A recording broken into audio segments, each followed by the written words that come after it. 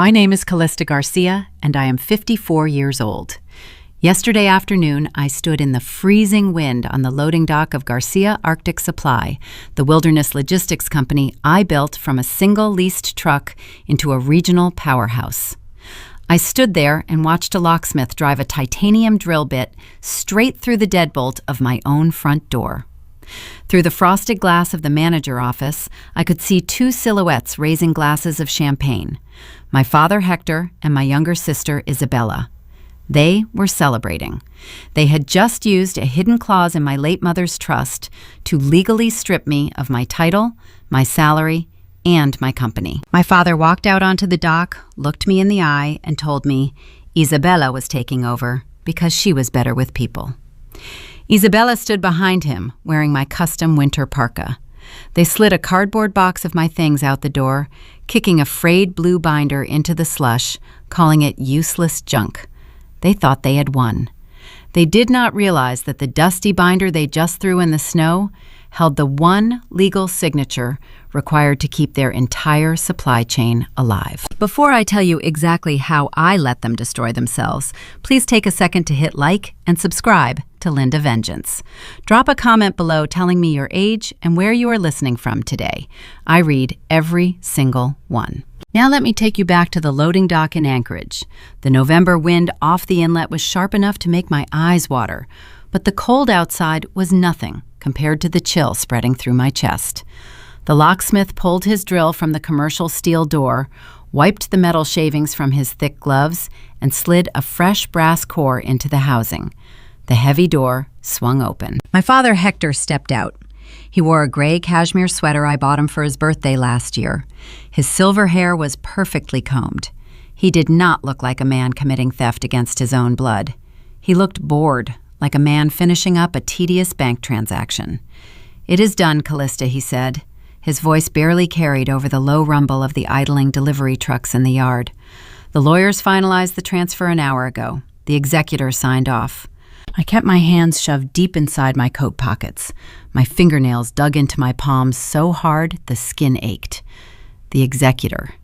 He meant the probate attorney he hired right after my mother died, the one who helped him activate a shadow clause in her will that I never knew existed. Isabella is the director of operations now. Hector continued. He shifted his weight, looking at the snow rather than my face. "You built the infrastructure, and we recognize that. We really do. But the market is changing. Isabella is better with people. Better with people." I had spent 22 years negotiating fuel contracts, managing bush pilots, and keeping remote drilling sites alive through sub-zero blizzards. Isabella had spent the last decade jumping between failed marketing jobs and complaining about her husband's credit card debt. Isabella appeared in the doorway behind him. She held a crystal flute of champagne in her right hand. The breath caught in my throat when I saw what she was wearing. It was my custom-embroidered company parka, the one with the reinforced seams I wore when I flew out to inspect the northern sites. The coat swallowed her narrow frame, sitting awkward and unearned on her shoulders. "We packed your personal items," Isabella said. Her tone was bright, rehearsed the exact voice she used when talking to customer service reps. She nudged a cardboard banker box with the toe of her leather boot, sliding it across the metal threshold and out onto the dusted concrete. A few items spilled over the top, an old Rolodex, a framed photograph of me and my mother, and a heavy, scuffed blue binder. "Most of it is just old junk anyway," Isabella added, taking a delicate sip of her drink. "We are going paperless." I looked at the box, then at the blue binder resting in the gray slush. The leather corners were frayed. The spine was cracked. It looked like garbage. I did not raise my voice. I did not demand an explanation for the months of deceit it must have taken them to restructure the corporate charter behind my back. In the logistics business, anger is a useless currency. You do not survive Alaskan winters by screaming at the ice. You survive by calculating your next move. I stepped forward. The tread of my boots crunched loud on the frozen concrete. Hector flinched, stepping back, bracing himself, as if he thought I might strike him. I ignored him. I ignored the framed photograph. I knelt and picked up the blue binder, brushing a clump of wet snow from the cover. The weight of it in my hands felt like an anchor. "Keep the parka, Bella," I said. My voice held the flat, steady resonance of a frozen river. "You are going to need it." I turned my back on my father and my sister and walked toward my parked truck. Behind me, the new brass lock snapped shut with a sharp click. I opened the door of my truck, climbed into the driver's seat, and placed the binder on the passenger seat next to me. Through the frosted windshield, I looked up at the sprawling steel warehouse. They had the building. They had the fleet of trucks. They had the family name painted in 12-foot letters across the siding. But as I turned the ignition, I looked down at the cracked spine of the binder. 20 years ago, when the company was near bankruptcy, I secured the exclusive distribution licenses for our premium international suppliers. I did not put them under the shop corporate entity. I put them under my own personal limited liability company. Every single premium vendor contract required my exact signature to authorize wholesale pricing. My family just kicked me out into the snow, entirely unaware they had handed me the only key that mattered.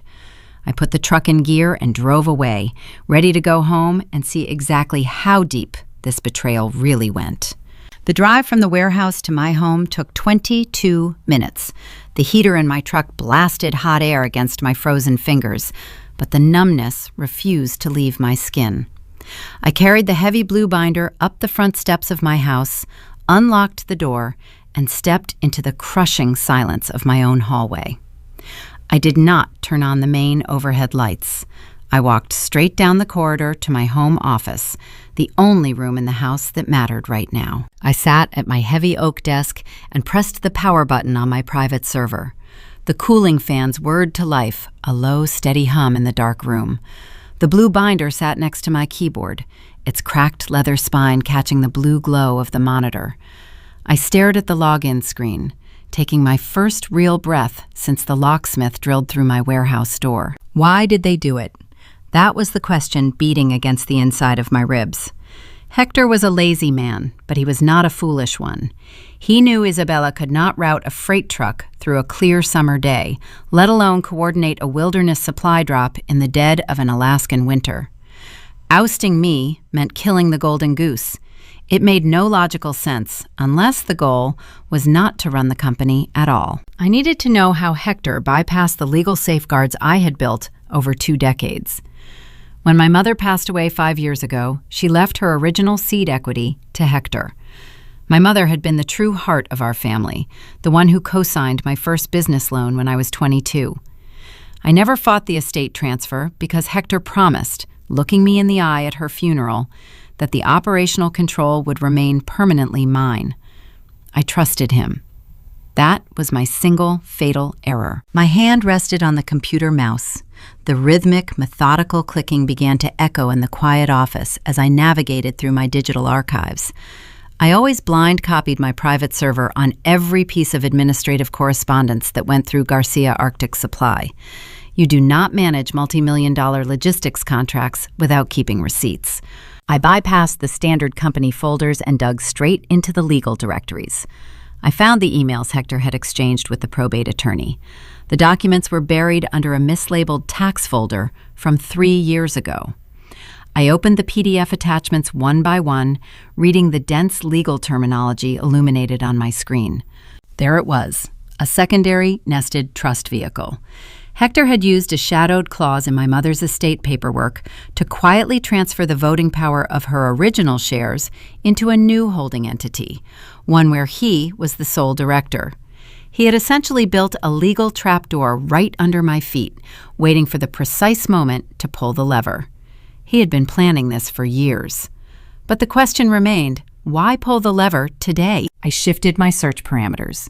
I filtered the archived emails, searching for communications between Isabella and her husband, Nolan.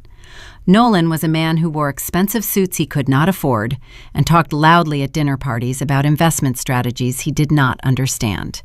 He had nominally worked as a consultant for our marketing wing, a vanity title Hector insisted upon to keep peace at Thanksgiving dinners.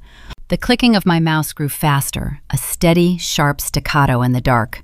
I found a string of emails Nolan had sent to Isabella using his company account, a foolish mistake for a man trying to hide his tracks.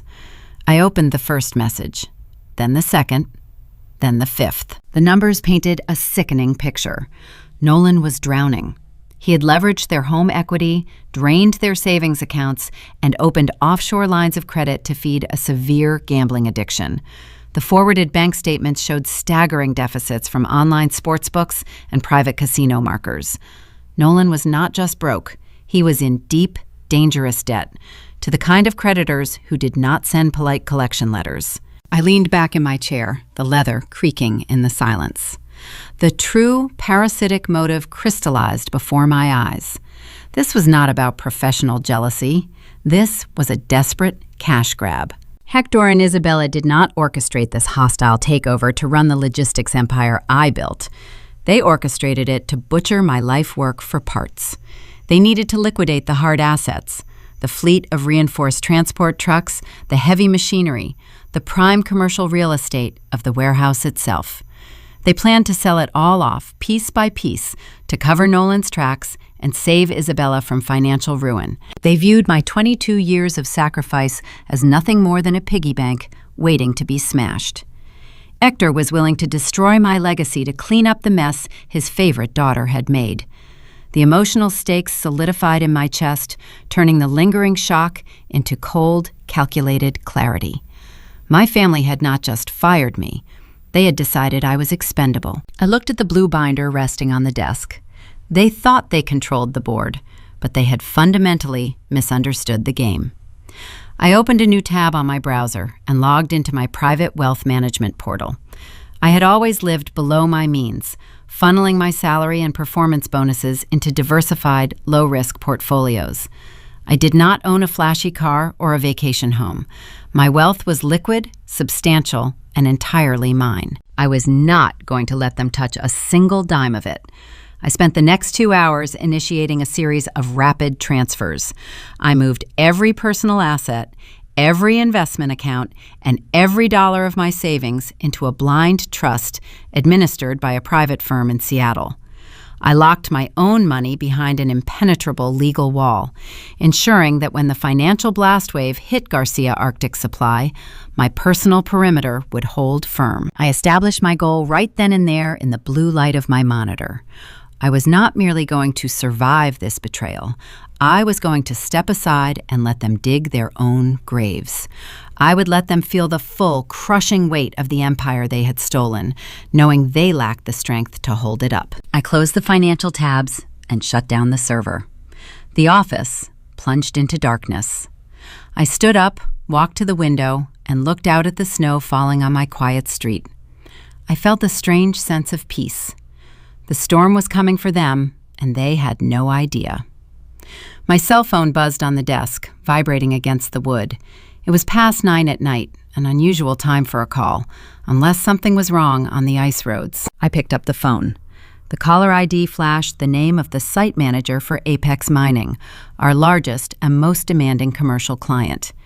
Apex accounted for nearly half of the annual revenue at Garcia Arctic Supply. I swiped the screen and answered, holding the phone to my ear. Callista, the site manager said, his voice tight with panic. The static on the line told me he was calling via satellite phone from the Northern Ridge. We have a problem. Your sister just emailed me a revised flight manifest for the winter supply drop. It is a disaster. She halved the fuel payload and delayed the heavy equipment by 3 days.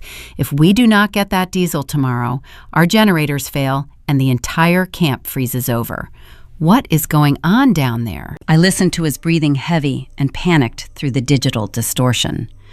The first domino was already tipping over, pushed by Isabella's own arrogant incompetence. I took a slow breath, letting the silence stretch for a moment before I replied. I am sorry to hear that, David, I said, keeping my voice perfectly even.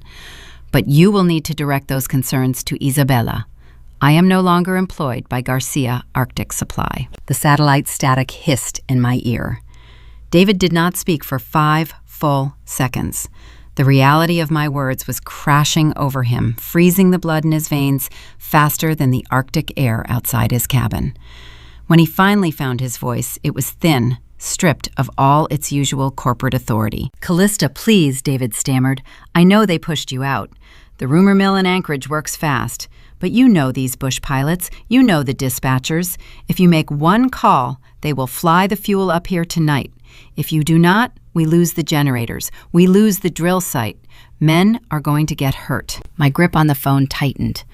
I had spent 2 decades ensuring every man on those remote rigs stayed warm, fed, and safe. My instinct, honed over 22 winters, screamed at me to pick up my radio, call my old pilots, and route the diesel drops. But saving Apex Mining meant saving Garcia Arctic Supply.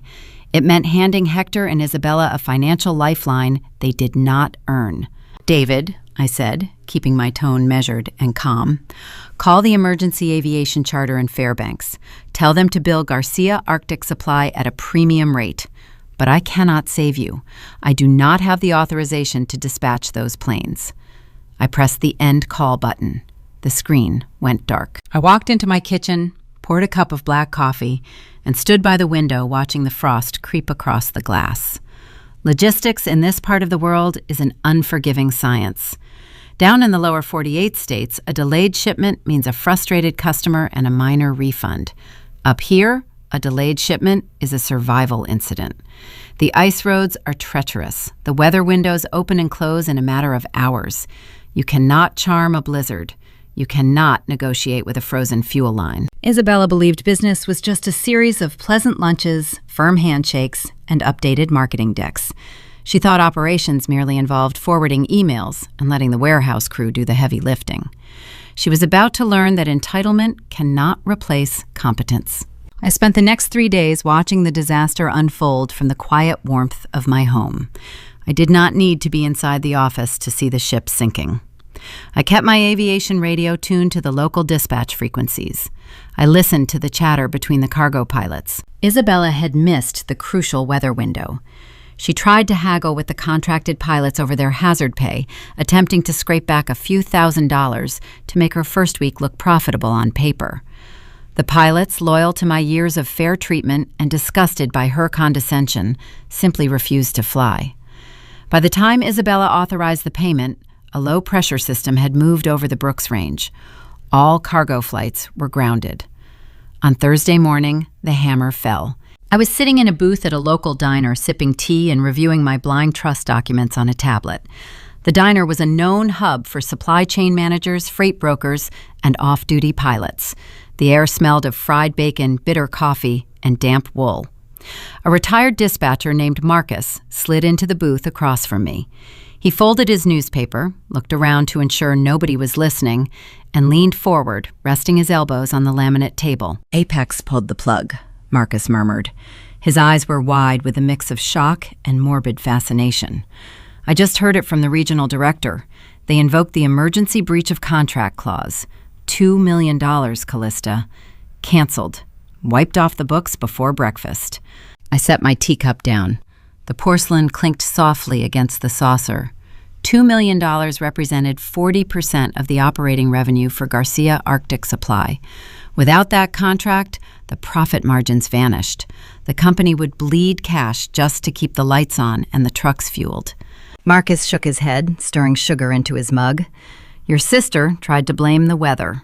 She told the Apex executives that the storm was an act of nature and the delays were unavoidable." The Apex guys laughed in her face. They knew you always staged backup diesel bladders at the halfway point for exactly this scenario. Isabella did not even know the staging area existed. I thanked Marcus, paid my tab, and walked out into the brisk morning air. My phone vibrated in my coat pocket. I pulled it out and saw a notification for a new voicemail. The caller ID was a scrambled series of digits, a masked number. I climbed into my truck, shut out the cold wind, and pressed play. It was Nolan. He sounded breathless, frantic.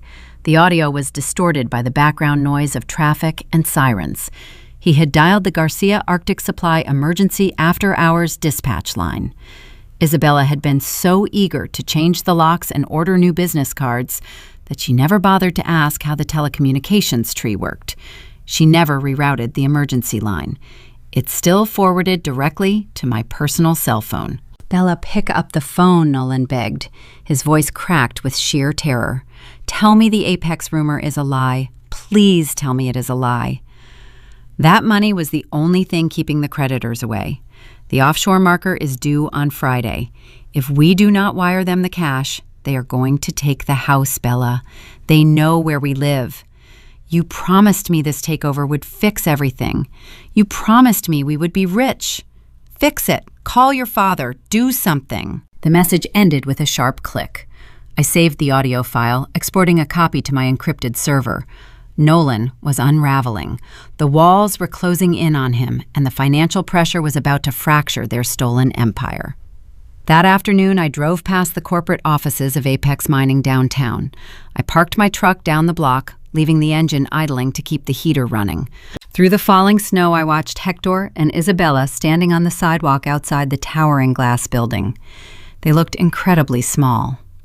Hector was wearing his expensive overcoat, but his shoulders were slumped. The arrogant posture he carried on the loading dock last week had vanished. Isabella was frantically gesturing with her hands, her face flushed red with cold and panic. Two executives from Apex walked out of the revolving doors, buttoning their jackets against the wind. Hector stepped forward, extending his bare hand. He was likely prepared to offer steep discounts, free freight, anything to stop the bleeding. The executives did not even break their stride. They walked right past my father, ignoring his outstretched hand, and climbed into a waiting town car. The dark sedan pulled away, leaving Hector and Isabella alone on the frozen pavement. They had butchered my legacy to save themselves, only to realize they did not know how to cook the meat. I shifted my truck into drive, easing away from the curb. I knew Hector. I knew the dark, stubborn pride that fueled his every decision. He would never admit he made a mistake. He would never accept the blame for a failure of this magnitude. He needed a scapegoat. Isabella needed a target to redirect her husband and his creditors. As I stopped at a red light, my phone buzzed on the passenger seat. It was a text message from a trusted vendor down at the Port Authority. "Hey Cal," the message read. "Isabella is down here talking to the dockmasters. She is asking strange questions about you. What exactly is she telling people about your health?"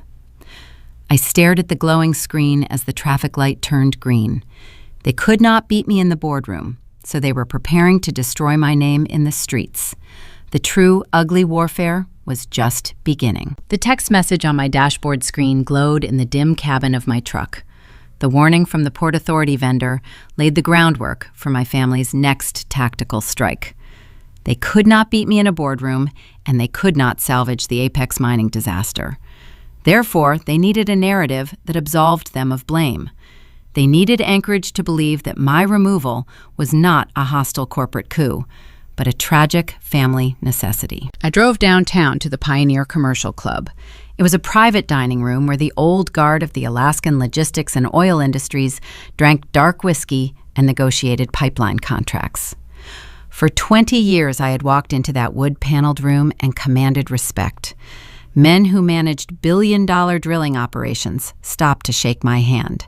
I pushed open the heavy brass doors and handed my coat to the attendant. The dining room was crowded, filled with the low hum of business chatter and the clinking of heavy crystal glasses. I stepped onto the carpet. The silence rippled outward like a stone dropped into a frozen pond. Conversations halted mid-sentence. Men and women I had known for 2 decades looked up from their prime rib and scotch. But they did not look at me with the usual professional deference.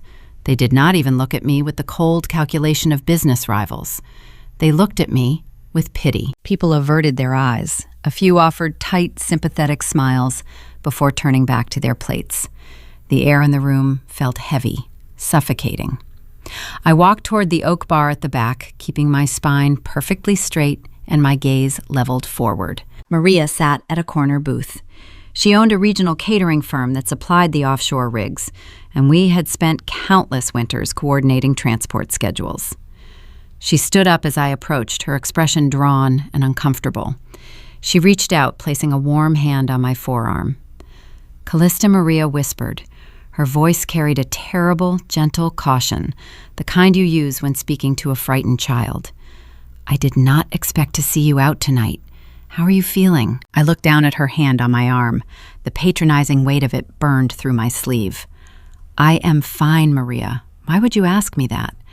Maria glanced over her shoulder, checking the neighboring tables. Your father was here for lunch yesterday. He hosted a table for the regional port directors. He told everyone the transition was a painful family decision. He said you had been struggling. Struggling with what? I asked. My voice remained flat, betraying zero emotion. Maria squeezed my arm. He said you were misplacing invoices, forgetting critical supply routes. He told the directors you were showing early signs of cognitive decline and that Isabella had to step in before you accidentally hurt someone on the ice roads. He was crying, Callista. He played the heartbroken father so well. The sheer, dark brilliance of the strategy settled over me. It was a vicious, insidious smear campaign. If Hector accused me of embezzlement, the port directors would demand to see a police report. If he accused me of fraud, they would ask for the audit. But cognitive decline, that was a ghost. It was an invisible enemy that played on deep societal fears. Defending yourself against a rumor of mental instability only makes you look more unhinged. If I screamed, if I demanded justice, if I stood on a table and called my father a liar, I would only prove his point. They had effectively poisoned my professional reputation in a matter of hours. I thanked Maria, ordered a glass of sparkling water at the bar, drank it slowly to prove my hands were not shaking, and walked out into the frigid night. I needed a countermeasure. I needed them to believe their own lie just long enough to drop their guard. The next morning, I drove to a dilapidated strip mall on the edge of town. The parking lot was full of potholes covered in black ice. I walked into a cramped office that smelled of stale cigarette smoke and cheap pine cleaner. The brass plaque on the door read, Gary Higgins, Attorney at Law. Gary was a notorious fixture in the local municipal courts. He was a bottom-of-the-barrel lawyer who handled petty traffic disputes and minor civil infractions. He wore wrinkled suits and possessed a legal mind roughly as sharp as a butter knife. Hiring Gary Higgins for a multi-million-dollar corporate dispute was the equivalent of bringing a water balloon to a gunfight. That was exactly why I needed him. Gary sat behind a faux wood desk stacked high with manila folders. He looked up, his eyes widening as he recognized me. Everyone in the local business sector knew the Garcia name. He offered me a lukewarm cup of drip coffee from a stained glass pot. I accepted the coffee. I sat in a lumpy vinyl chair opposite his desk, took a slow sip of the bitter dark roast, and smiled. I need you to draft a cease and desist letter, I told him. I want it sent to Hector and Isabella Garcia by certified mail today. Gary grabbed a legal pad, his pen hovering eagerly. What are the terms, Ms. Garcia? What legal precedents are we citing? None, I replied. I want you to write a generic, weak demand for my job back. Cite emotional distress. Do not mention the corporate charter. Do not mention fiduciary duties. Just tell them, my feelings are hurt, and I want to return to the warehouse. Make it sound desperate. Gary frowned, clearly confused by the lack of legal teeth, but a retainer check for $500 quickly erased his hesitation. I signed his cheap, poorly formatted contract right there on the desk. I sipped my coffee, feeling a deep, quiet satisfaction bloom in my chest. I was deliberately playing the role of the defeated, declining victim. I was giving them exactly what they expected to see. 2 days later, my phone vibrated with a message from a trusted forklift operator who had worked for me for 15 years. He was my eyes and ears on the loading dock. He sent a text describing the scene in the warehouse break room. Isabella had opened the certified letter from Gary Higgins. She read it out loud to Hector in front of the dispatch staff. They had laughed. Hector called the letter pathetic. Isabella joked that my mental decline must be worse than they thought if I was hiring a traffic court lawyer to fight a corporate holding trust. They swallowed the red herring whole. Convinced I lacked the mental fortitude and the financial resources to mount a real counterattack, my family completely dropped their defensive posture. The relief of my perceived weakness intoxicated them. They believed they had weathered the Apex mining storm and permanently neutralized my threat. To project confidence to the remaining skeptical clients, Isabella and Hector began spending their dwindling cash reserves with reckless abandon. My warehouse contact sent me a photo the following afternoon. Isabella had leased a brand new, imported luxury SUV on the company credit line. It sat gleaming in my old parking spot. Hector booked a lavish catered luncheon for the remaining freight vendors, pouring expensive vintage wine to create an illusion of unshakable stability. They were burning through operating capital to finance a mirage. They were so busy celebrating my mental demise that they stopped looking at the actual supply chain. Winter waits for no one in Alaska. The seasonal rush was approaching fast. The remote drill sites, the logging camps, and the municipal plow teams were gearing up for the deep freeze. Isabella had lost the Apex account, but she still had dozens of smaller contracts that required high-end, specialized winter survival gear. The shelves in the warehouse were starting to run bare. The inventory of thermal insulated pipes, heavy-duty diesel heaters, and aviation-grade lubricants was depleting. Isabella needed to restock, and she needed to do it immediately. Sitting in her new office, wrapped in my parka, she opened the commercial purchasing software. She prepared to submit a massive six-figure order to our premium international suppliers in Norway and Canada. She typed in the purchase quantities, confident that the Garcia Arctic Supply name would guarantee the wholesale pricing and the rapid freight delivery we had enjoyed for 2 decades. She pressed the submit button completely unaware that she was about to slam face first into a solid brick wall.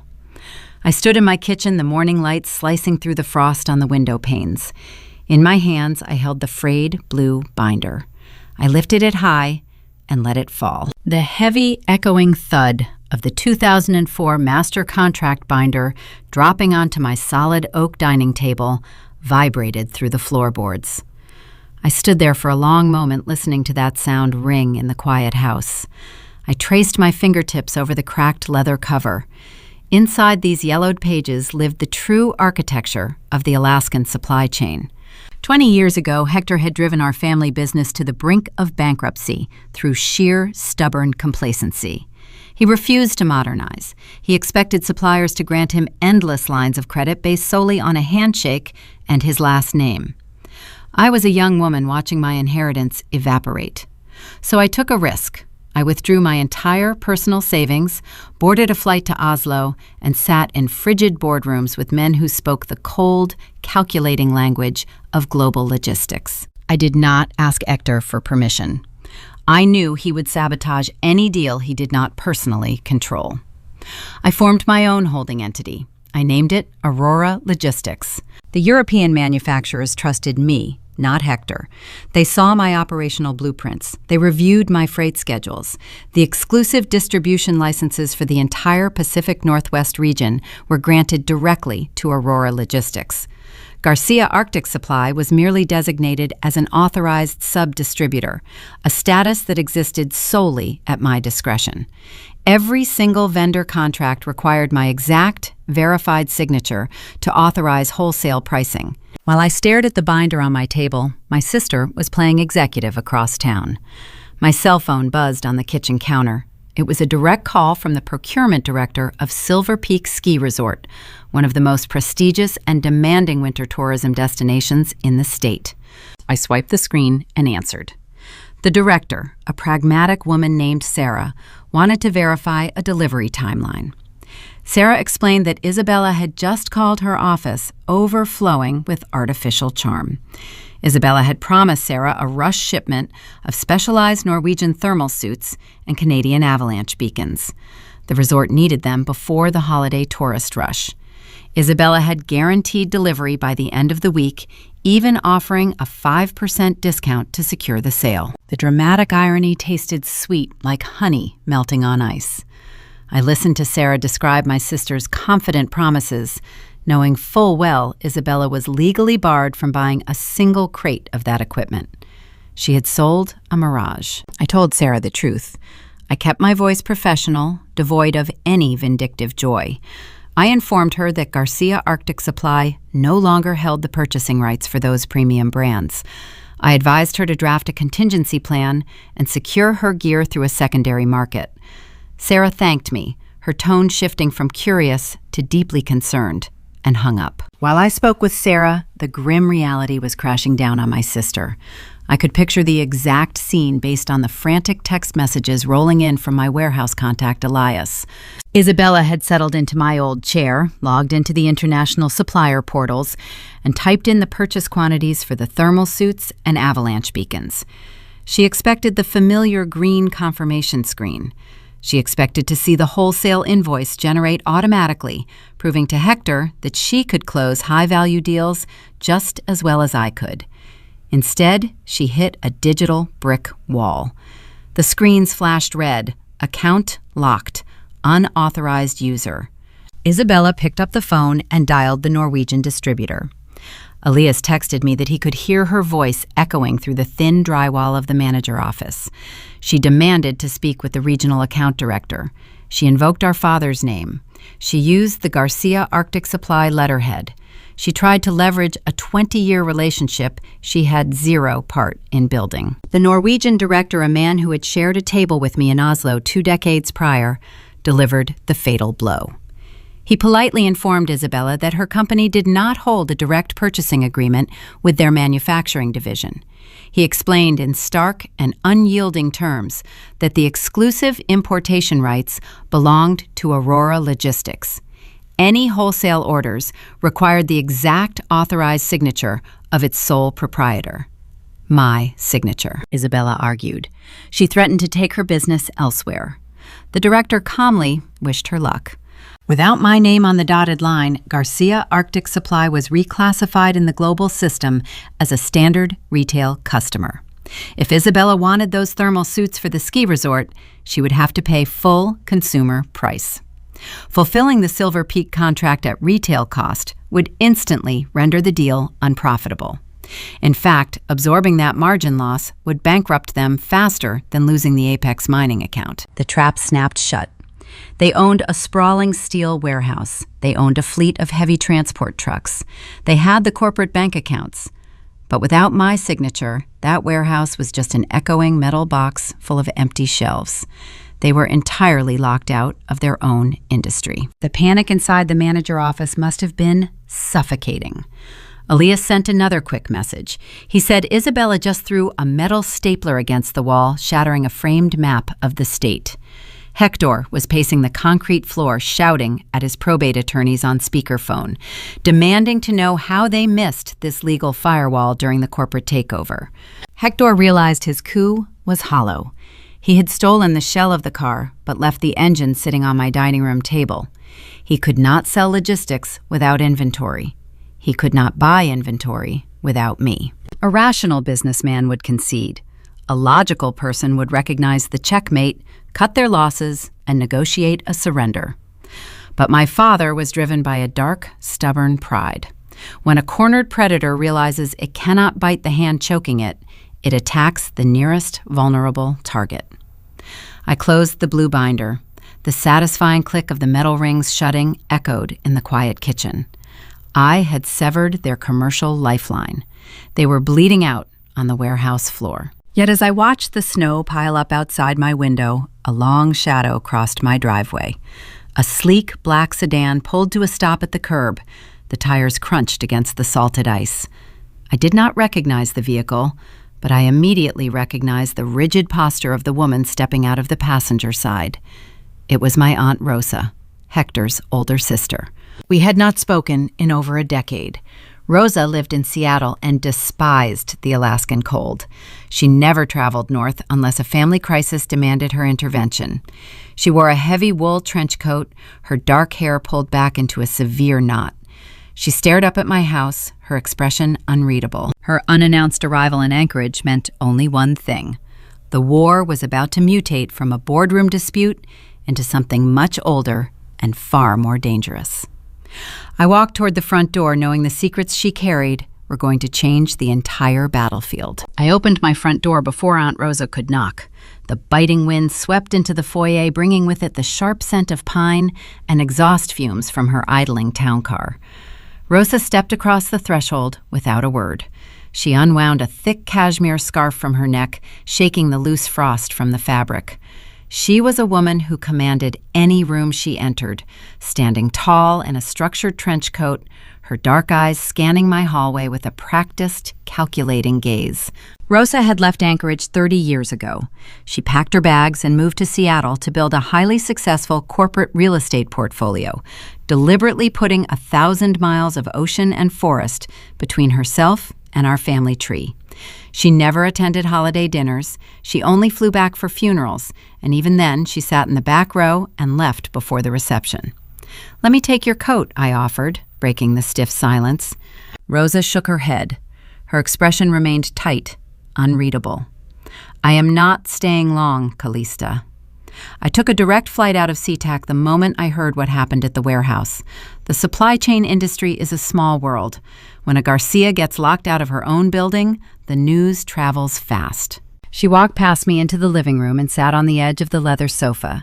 She did not lean back. She sat with the rigid posture of a soldier delivering bad news. I took a seat in the armchair opposite her, resting my hands on my knees to keep them steady. "I assume Hector is playing the grieving patriarch," Rosa said, her tone dripping with quiet disdain. "He probably told the port directors that you were losing your mind. He likely claimed the takeover was a tragic necessity to save the legacy." I nodded, feeling a strange sense of relief that someone else saw through the charade. "They are spreading rumors about cognitive decline," I explained. "They think I am too weak to fight back. But I just cut off their international vendor access. The company is choking on its own empty shelves." Rosa did not smile. She did not offer congratulations on my tactical victory. Instead, she unclasped her heavy leather handbag and reached inside. "He is going to retaliate," Rosa warned. "My brother does not surrender when he loses the upper hand. He changes the rules of the game. You think you are fighting a conventional business dispute. You are not. You are dealing with a predator who has run this exact playbook before." She pulled a thin manila envelope from her bag. With a slow, deliberate motion, she slid a faded, dog-eared photograph across the mahogany coffee table. I leaned forward and picked it up. The glossy finish had cracked with age. The image showed two young men standing in front of a rustic, timber-framed storefront. A hand-painted wooden sign hung above the door, reading Garcia Timber Transport. The year printed in the bottom corner of the photo was 1992. I recognized the younger version of my father on the right, wearing a crisp suit that looked entirely out of place in a logging camp. On the left stood a man with broad shoulders, wearing a flannel shirt and suspenders, his face covered in soot and sweat. He had my father's eyes, but his smile was genuine, lacking the calculated edge Hector always carried. "That is your Uncle Tomas," Rosa said softly. Her gaze drifted toward the frost-covered window, staring into a past I never knew existed. "You were just a toddler when this picture was taken. Your father told you Tomas moved to South America and lost touch with the family. That was a lie." I stared at the photograph. The man in the flannel shirt radiated a hard-earned pride. I did not know Tomas, but I recognized the posture of someone who built a business with their own two hands. "Tomas started that logging transport fleet from nothing." Rosa continued. Her voice hardened, sharpening like a freshly honed blade. "He mortgaged his house to buy his first 3 rigs. He worked 20-hour days hauling timber out of the frozen valleys. By the 5th year, he was highly profitable. He was expanding. Then Hector asked for a job." My chest tightened. The historical parallel was uncanny, a dark mirror reflecting my current reality. "Hector claimed he wanted to help manage the books," Rosa explained. "He told Tomas he was better with the numbers. He integrated himself into the office, acting as a financial consultant. Tomas trusted him because they shared the same blood." Rosa reached into the manila envelope again. She pulled out a stack of yellowed, fragile documents and placed them on the table next to the photograph. They were copies of old corporate charters, bank statements, and legal addendums covered in faded ink. 6 months after Hector joined the timber company, Tomas went out of town to secure a new logging contract in Juneau, Rosa said. While Tomas was gone, Hector called an emergency shareholder meeting. He used a series of forged proxy votes to grant himself a controlling interest. By the time Tomas returned, the locks on the dispatch office had been changed. Hector told the local banks that Tomas was drinking heavily and mismanaging funds. He ruined his own brother's reputation in a matter of days. I looked down at the old proxy documents. The signatures on the page were jagged, clearly manipulated. The sheer audacity of the betrayal made my stomach turn. Tomas tried to fight it in court, Rosa said, her voice dropping to a harsh whisper. But Hector had deliberately drained the operating accounts, transferring the cash into hidden shell companies. Tomas could not afford a decent lawyer. The stress destroyed his marriage. He lost his home. He died of a heart attack 3 years later, broke and entirely estranged from the family. Hector absorbed the remaining logging trucks and used them as the foundation to start his own logistics firm. The weight of the revelation crashed over me. I had spent the last 2 decades working relentlessly to build Garcia Arctic Supply, believing I was honoring my family name. I thought I was expanding a proud heritage. Instead, I had built my empire on top of a stolen graveyard. A profound internal shift occurred in that quiet living room. For the past week, a tiny, persistent ghost of guilt had haunted the back of my mind. The societal conditioning that dictates a daughter must respect her father had been whispering to me, making me second-guess my own ruthlessness. I wondered if destroying my father's stolen company made me a villain.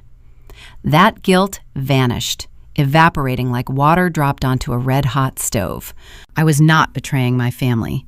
I was fighting a serial betrayer. Hector was a parasite who jumped from host to host, draining the life from the people who trusted him most. I realized I was not just fighting to reclaim my vendor licenses or protect my bank accounts. I was breaking a toxic generational curse of familial treachery. The disease ended with me. Rosa tapped her manicured fingernail against the stack of yellowed documents. I brought you these files because they are his blueprint, she warned. Hector lacks imagination. He uses the same tactics because they worked for him in the past. When he realized Tomas was going to sue him, Hector did not fight fair. He weaponized the company debt. I looked up from the documents, meeting Rosa's intense gaze. What do you mean? Hector had co-signed several early equipment loans with Tomas, Rosa explained. When the corporate war started, Hector intentionally defaulted on the commercial payments. He hid the bank notices. He let the interest skyrocket, forcing the banks to transfer the massive financial burden entirely onto Tomas's personal credit.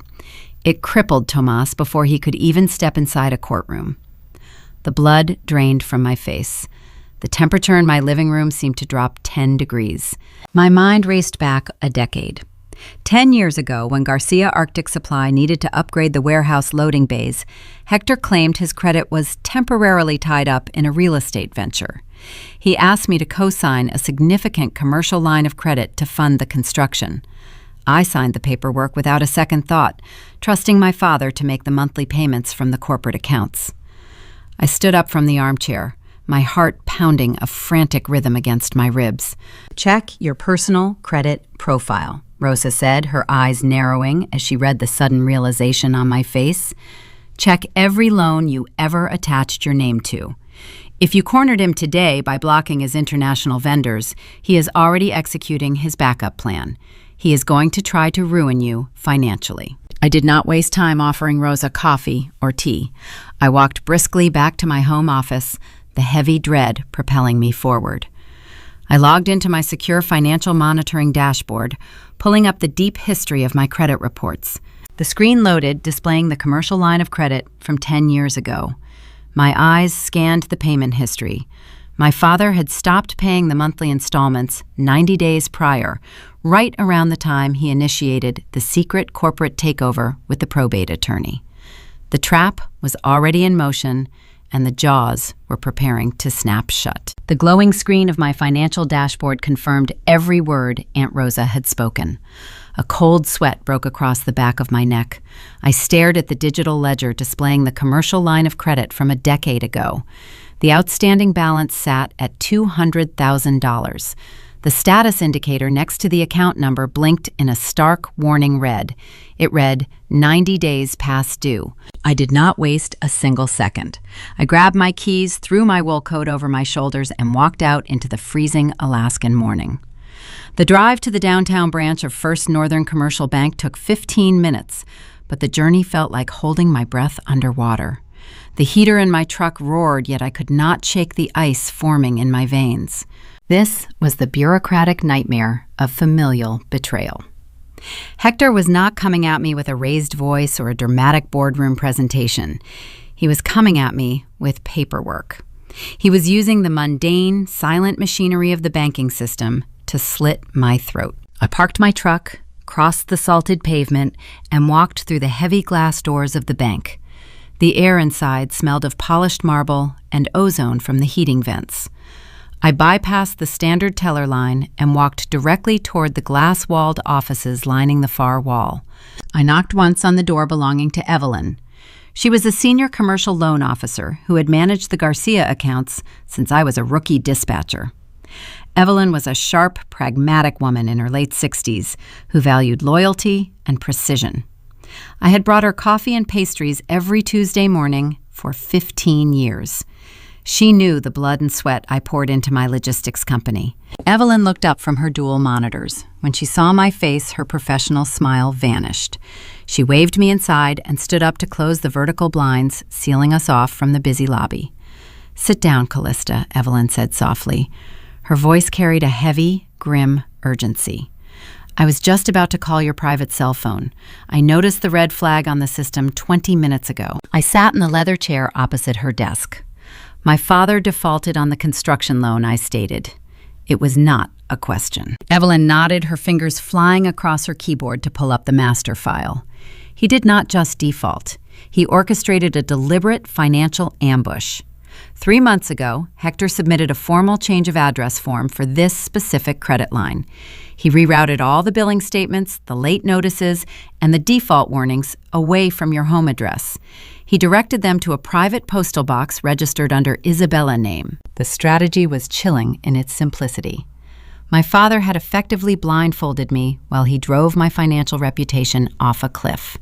He intentionally stopped making the payments on the shop current accounts, knowing my name was legally tethered to the bottom line as a legacy cosigner. "When is the deadline?" I asked. My voice remained steady, despite the adrenaline surging through my system. Evelyn looked at the digital clock on her desk. The automated clearing system reports all 90-day commercial defaults to the major credit bureaus at noon today. We have less than 2 hours. The true danger of the trap crystallized in my mind. Hector was not just trying to saddle me with $200,000 of debt. He was launching a targeted strike against Aurora Logistics. My exclusive vendor licenses with the European suppliers operated on a net 30 payment structure. Those international contracts were anchored by my pristine personal credit score. If a 6-figure default hit my profile at noon, the automated risk algorithms would flag my name globally. My vendors would freeze my purchasing accounts by the end of the business day. Hector had figured out a way to break my supply chain leverage. He intended to ruin my financial standing so I could no longer buy the winter gear he desperately needed. Once my credit shattered, he would likely step in and offer to buy my ruined LLC for pennies, reclaiming the vendor licenses under the guise of saving his disgraced daughter. It was a masterclass in corporate cruelty. "How much is the immediate arrears?" I asked. Evelyn highlighted a row of figures on her screen. To halt the automated default protocol, the account requires a payment of $42,000 to cover the missed installments and the late penalties. "But Callista, if you pay this, you are absorbing his debt. You are letting him win." "He only wins if I walk away empty-handed," I replied. I reached into my coat pocket and pulled out my checkbook. I wrote a check for $42,000, drawing the funds directly from the blind trust I had established the night before. I handed the slip of paper across the desk. "Process the payment. Stop the default." Evelyn took the check, her eyes scanning the routing numbers. She processed the transaction with swift, practiced keystrokes. The red warning banner on her monitor flickered and turned green. The immediate threat dissolved. "I need one more thing, Evelyn," I said, leaning closer to the desk. "I need printed, notarized copies of the change of address forms Hector submitted. I need the timestamps showing exactly when he diverted my mail." Evelyn paused, her hand hovering over the mouse.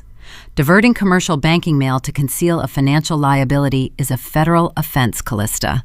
If I give you these documents, you hold the proof of wire fraud. I held her gaze, refusing to blink. That is exactly why I need them. Evelyn did not ask any more questions. She printed the files, applied her official notary stamp, and slid the manila folder across the desk. I tucked the folder under my arm, thanked her for a lifetime of loyalty, and stood up to leave. I stepped out of the office and walked back into the expansive marble lobby. The morning rush had intensified. Business owners lined up at the teller windows with canvas deposit bags. I scanned the room and stopped dead in my tracks. Hector stood at the premier commercial window near the front doors. He was wearing his tailored charcoal overcoat, looking every bit the successful Alaskan magnate. He was likely there to apply for a desperate bridge loan to keep Isabella's sinking ship afloat. Or perhaps he came to personally verify that my credit had been destroyed. He turned his head and saw me standing near the loan offices. Our eyes met across the crowded room. My father adjusted his cashmere cuffs, settling his weight with an air of absolute superiority. A slow, asymmetrical smirk stretched across his face. It was the arrogant, dismissive expression of a hunter staring at a wounded animal.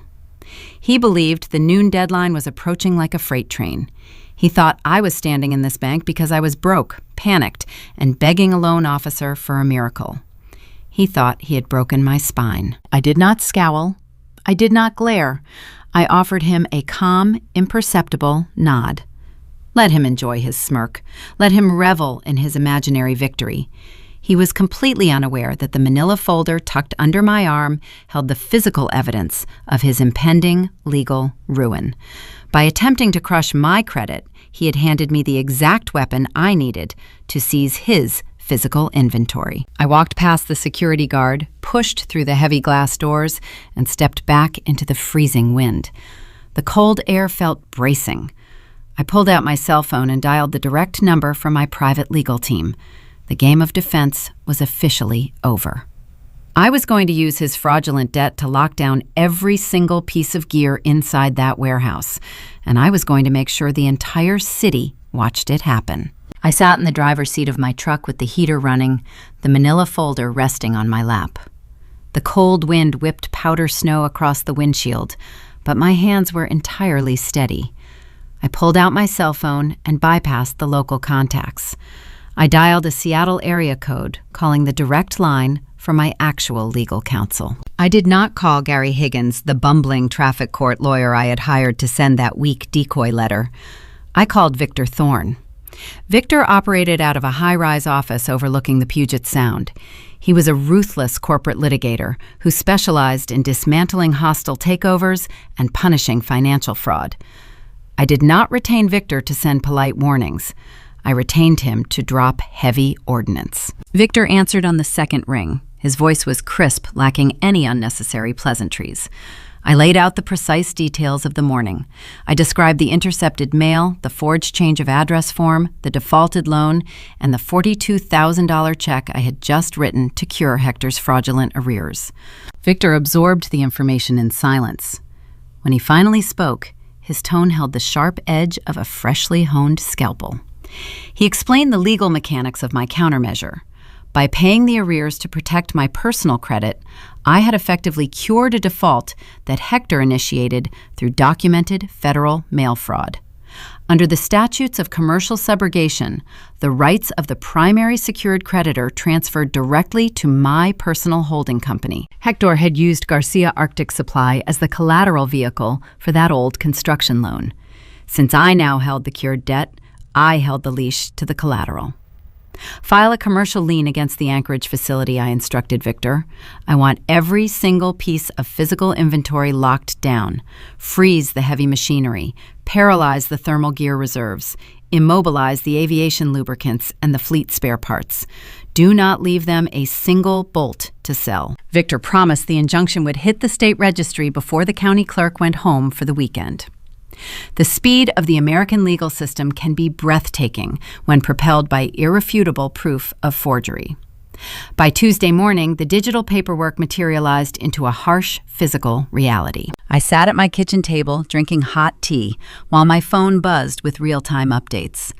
Elias, my veteran forklift operator and trusted warehouse informant, sent me a steady stream of text messages describing the exact scene unfolding on the loading dock. I read his words, visualizing the collapse of my sister artificial empire with perfect clarity. Isabella was in the middle of hosting a frantic makeshift sales event on the warehouse floor.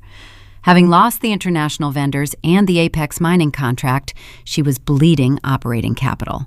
She desperately needed to liquidate the existing high-end inventory to generate emergency cash. She had invited Thomas, the procurement director for the municipal snow removal division, hoping to sell him the remaining heavy-duty plow blades and industrial salt spreaders before the next blizzard hit.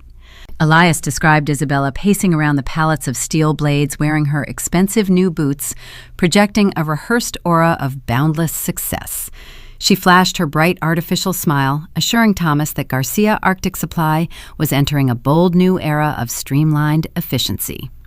Her pitch was interrupted by the crunch of heavy tires on the salted pavement outside.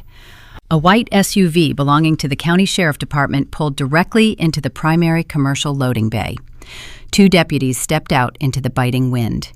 They bypassed the administrative front office and marched straight onto the concrete floor of the main warehouse, their boots echoing in the cavernous space. One officer held an aluminum clipboard, the other held a heavy-duty staple gun and a thick stack of bright yellow legal notices. The deputy holding the clipboard asked for the managing director. Isabella stepped forward, her artificial smile faltering as her eyes darted between the uniforms and her municipal client.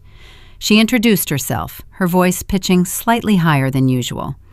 The deputy informed her, loudly enough for the entire floor staff to hear, that a public commercial lien had been executed against all physical assets within the facility due to fraudulent debt subrogation.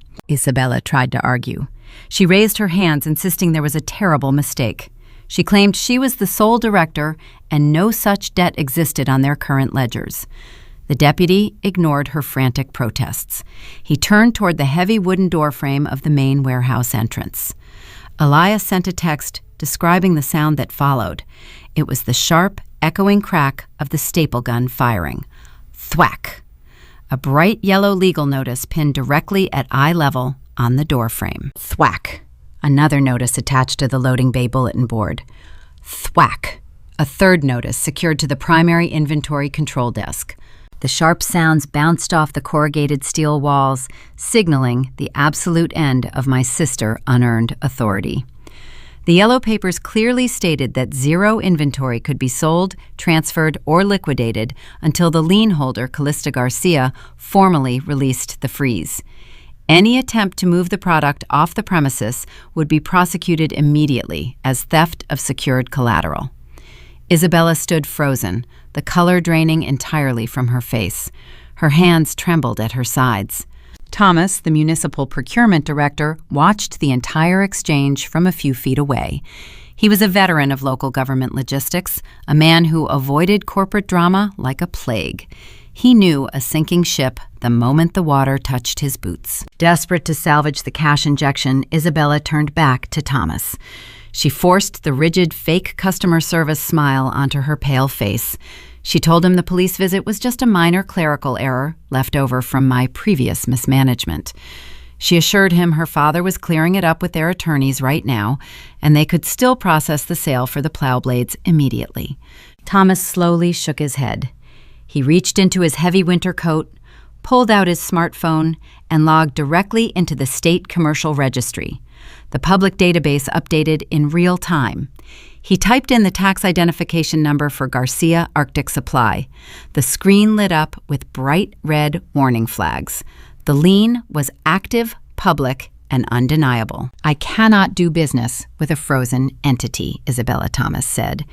His voice carried a flat, uncompromising tone that echoed in the quiet warehouse.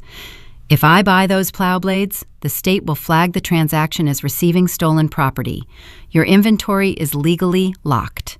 He turned around, zipped up his coat, and walked out to his municipal truck, taking his lucrative city budget with him. Isabella remained standing in the center of the concrete floor, surrounded by thousands of pounds of valuable equipment she was legally forbidden to touch. Her carefully crafted narrative of a smooth, successful corporate transition shattered into a million jagged pieces right in front of the warehouse staff. The psychological impact of the yellow notices was devastating. The employees who had spent the last week listening to Hector claim I was suffering from severe cognitive decline suddenly saw the undeniable truth stapled to their front door. A person suffering from mental decay does not execute a flawless surgical legal strike using the county sheriff. They realized they had been lied to, and they realized their new bosses were entirely outmatched. Hector arrived 20 minutes later. Elias texted me that my father drove his luxury sedan into the yard so fast the tires skidded on the ice. Hector jumped out of the car and saw the bright yellow papers glaring against the gray metal siding. He realized his brilliant plan to saddle me with the intercepted debt had backfired with fatal precision. By trying to steal my personal credit, he had handed me the exact key required to lock down his remaining cash flow. Without the ability to sell their existing floor stock, Garcia Arctic Supply possessed zero incoming revenue. The operating accounts were already draining fast from Isabella leasing luxury vehicles and Hector hosting lavish catered lunches for skeptical vendors. Now, the faucet was turned off tight. The financial asphyxiation had officially begun. I sat in my home office reviewing the digital confirmation of the lien sent by Victor. I had cut off their international vendor supply line, and now I had paralyzed their domestic floor inventory. They were trapped inside a freezing steel box of their own making. But locking the inventory was only the first phase of the collapse. The commercial banking sector in Anchorage is a small, tightly knit ecosystem. When a public lien hits a major logistics company, the automated risk algorithms at the primary financial institutions go into immediate overdrive. The next crisis was already brewing in the digital background, preparing to strike them where it would hurt the most. The financial ecosystem of Anchorage operates on a tight network of trust and rapid communication. A public commercial lien is not just a piece of yellow paper stapled to a door frame. It is a digital flare fired into the dark sky, signaling severe distress to every financial institution within the state. The warning reached the risk management department of our primary operating bank before the sheriff deputies even drove out of the warehouse parking lot. Banks do not care about family drama. They care about exposure.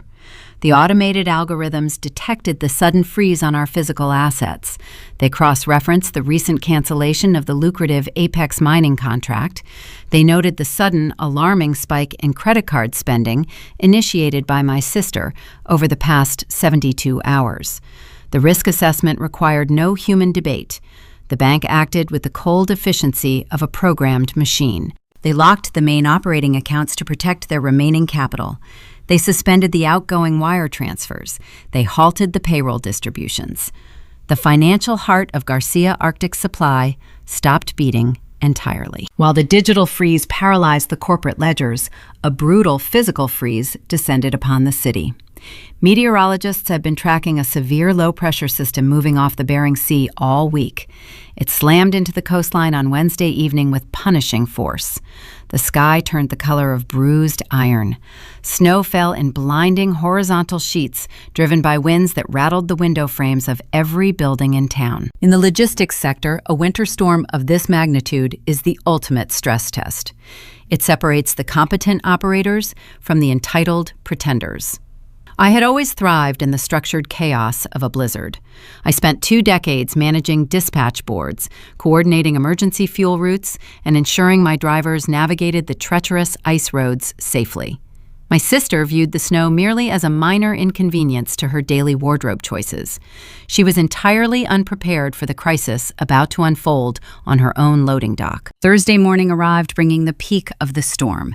It also marked the biweekly payroll distribution. Our warehouse staff comprised the toughest laborers in the city, the men and women who drove the heavy forklifts and loaded the flatbeds in sub-zero temperatures, relied on their direct deposits hitting their checking accounts precisely at 6 in the morning. I always paid them a premium wage, recognizing the intense physical toll of the Arctic environment. Many of them had worked alongside me for over a decade. They knew my management style. They knew I never missed a payroll cycle. Isabella arrived at the facility 2 hours late, brushing thick layers of snow from her designer winter coat. The warehouse was unnervingly quiet. The massive steel bay doors remained firmly shut against the howling wind. The skeletal crew that had managed to navigate the dangerous roads were gathered near the front lobby break room. Their faces were drawn tight with quiet, simmering anger. Hoping to project an aura of authority and calm the growing tension, Isabella walked directly to the premium coffee cart stationed in the administrative lobby. She intended to purchase expensive lattes for the remaining shift supervisors. It was a hollow, transparent gesture designed to buy their loyalty with steamed milk. She pulled a sleek platinum corporate credit card from her purse. She swiped it through the portable terminal held by the barista. The machine processed the magnetic stripe for a few seconds. A sharp electronic beep cut through the silent room. Declined. Isabella frowned, her cheeks flushing a deep shade of pink. She muttered an excuse about a faulty chip reader and inserted the plastic card into the bottom slot. The machine paused. Another pathetic, repetitive beep echoed off the linoleum floor. She tried a third time, pressing the buttons with frantic force. Beep. The barista looked away, deeply uncomfortable. The shift supervisors watched the humiliating display with their arms crossed over their insulated chests. The corporate accounts were locked so tight she could not even purchase a cup of warm coffee to defend her crumbling facade. Elias stepped forward from the group. He was the veteran floor manager, a man bearing the thick calluses and scarred hands of a lifetime spent hauling heavy freight.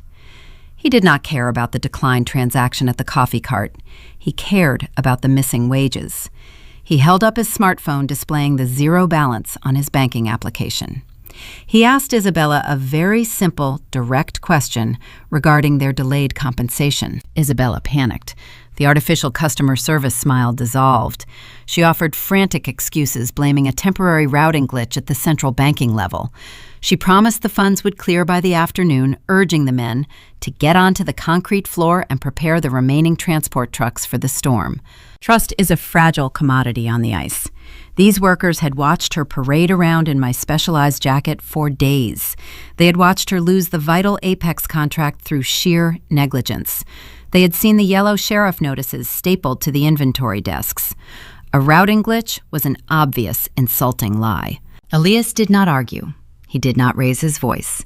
He simply turned around, walked to his personal locker, and pulled on his heavy, insulated coveralls. He zipped his coat to his chin, grabbed his steel thermos, and headed toward the main exit. The rest of the crew followed his lead in perfect unison. There was no shouting. There were no dramatic speeches or thrown equipment.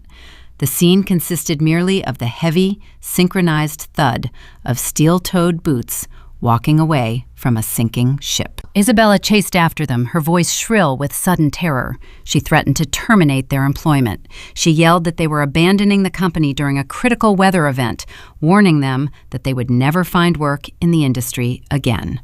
Elias paused at the main door. He looked back at my sister, standing alone in the middle of the freezing lobby. He told her she could not fire men she could not afford to pay. Then he pushed open the heavy glass door and walked out into the blinding white snowstorm. The door swung shut, sealing Isabella inside the cavernous facility. She was left entirely alone. The sprawling steel warehouse packed with thousands of pounds of high-end winter inventory transformed into a silent tomb. The industrial heaters kicked on, fighting a losing battle against the creeping frost, but the building felt thoroughly dead. Without the international vendors, she possessed no supply line. Without the ability to sell the floor stock, she possessed no revenue stream. Without the bank accounts, she possessed zero cash.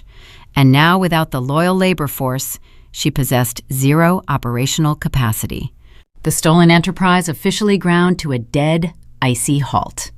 I watched the walkout unfold from the warmth of my living room, reading the final text message from Elias as he drove his pickup truck out of the facility yard. The satisfaction settled deep in my chest. I had successfully isolated them on every commercial front. However, I knew my father too well to believe the war was over. Hector had just lost his entire corporate shield. The shame of a total business failure would push a rational man toward bankruptcy court to minimize his losses. But Hector was fueled by a venomous, unyielding pride. If he could not salvage the company, he would seek to inflict maximum personal pain on the architect of his destruction. The corporate battlefield was destroyed. Therefore, my father would bring the violence directly to my doorstep. He needed brutal leverage to force me into dropping the commercial liens and unlocking the frozen accounts. He needed a hostage. As the blizzard battered the reinforced windows of my house, my computer screen illuminated with an incoming email from his personal attorney. It was a formal legal notice referencing a forgotten property down payment loan from 20 years ago. The target was no longer my business. The target was the very roof over my head. The digital notification glared against the dark backdrop of my home office. The subject line read, "Notice of pending foreclosure action." The sender was listed as a senior partner at the most expensive real estate litigation firm in Anchorage. Outside my window, the winter squall continued to batter the reinforced glass, but the chill that washed over me had nothing to do with the weather. I clicked the attachment and read the dense legal terminology, feeling the air thin out in the room. My father had officially abandoned the corporate battlefield. He was now waging a campaign of personal terror. The document detailed a property down payment loan from 20 years ago. When I was 34 years old, I found this house. It was a modest craftsman build featuring good bones and a solid foundation, nestled in a quiet neighborhood away from the industrial noise of the port. I had saved enough cash for a standard mortgage, but the seller demanded a sudden earnest fee to close the escrow on an accelerated timeline. Hector offered to bridge the gap. He wrote a check for $15,000, framing the transaction as a proud parental gesture. I repaid every single cent of that money within 2 years. I possessed the canceled checks and the corresponding bank statements in my physical archives to prove the ledger was balanced. However, Hector had insisted his personal attorney draft the original promissory note. I trusted my father. I never verified if his lawyer formally filed the reconveyance deed to clear the lien from the county property records. He had intentionally left the deed of trust open. It was a zombie clause buried deep in the municipal archives, waiting in the dark for 2 decades. The demand letter on my screen laid out a stark, ruthless ultimatum. Hector claimed the original loan carried a compounding interest penalty for unverified receipt of funds. He manufactured a sudden, staggering balance of $80,000 due by the close of business tomorrow. If I did not wire the money, his firm would execute the open deed and auction my home on the courthouse steps. The final paragraph contained the true poison. The attorney noted that his client was willing to forgive the fabricated debt and release the property lien entirely, provided I met 3 specific conditions. First, I must withdraw the commercial freeze on Garcia Arctic Supply. Second, I must contact the primary bank and unfreeze the operating accounts. Third, I must sign the international vendor licenses of Aurora Logistics over to Isabella. It was textbook extortion, dressed up in a tailored civil suit. Hector knew I held the liquid capital to pay the $80,000. He did not want my cash. He wanted to paralyze me with the sheer terror of losing my sanctuary. The psychological weight of the threat pressed down heavily on my chest. This house was my refuge. It was the only place where I could remove my armor and breathe. The hardwood floors carried the scuff marks of my boots. The walls held the quiet memories of the life I built outside the shadows of my family. The idea of Hector changing these locks, just as he had changed the locks on my warehouse, sent a spike of cold dread straight into my veins. I pushed my chair back from the desk. I needed to move. I walked down the hallway and stepped into the dining room. An antique cherry wood cabinet stood against the far wall. Inside rested a pristine set of heirloom porcelain china. The plates and teacups belonged to my mother. She brought them from her childhood home, carefully preserving them through decades of harsh Alaskan winters. They were the only tangible pieces of her grace left in this world. I opened the cabinet doors. I retrieved a stack of old newspapers from the recycling bin in the kitchen. I did not panic. I did not pick up the phone to scream at my father or beg for mercy. Instead, I took a delicate porcelain dinner plate, laid it flat on the dining table, and began wrapping it methodically in the newsprint. I folded the corners tight, taping the edges down to create a protective cushion. I placed the wrapped plate into a sturdy cardboard moving box. I repeated the process with a saucer, then a teacup, then a serving bowl. My hands moved with practiced, deliberate rhythm. The repetitive action grounded my racing thoughts. The fragile clink of the porcelain against the wood provided a sharp contrast to the howling wind outside. Hector expected me to crack under the pressure. He expected me to call him in tears, terrified of the eviction notices and the moving trucks. By packing the china, I was accepting the worst-case scenario. I was proving to myself that a house is merely wood and glass. If I had to load my possessions into a trailer and live in a hotel, I would do it. I would surrender the roof over my head before I ever surrendered my leverage to a parasite. Once the first box was full and sealed with packing tape, the fear evaporated entirely. The cold, analytical logic returned to my mind. I walked back to my home office. I retrieved the manila folder Aunt Rosa had brought me the previous afternoon. The faded documents detailing the destruction of Uncle Tomas spilled across my desk. I opened the old legal filings. 30 years ago, Hector used this exact same tactic. He left a minor equipment loan unresolved, then weaponized the obscured paperwork to force Tomas into surrendering his logging fleet. Rosa had handed me the holy grail of civil litigation. She provided a documented historical pattern of predatory familial coercion. I dialed the direct line for Victor Thorne in Seattle. Victor answered immediately, the sound of typing echoing in the background of the call.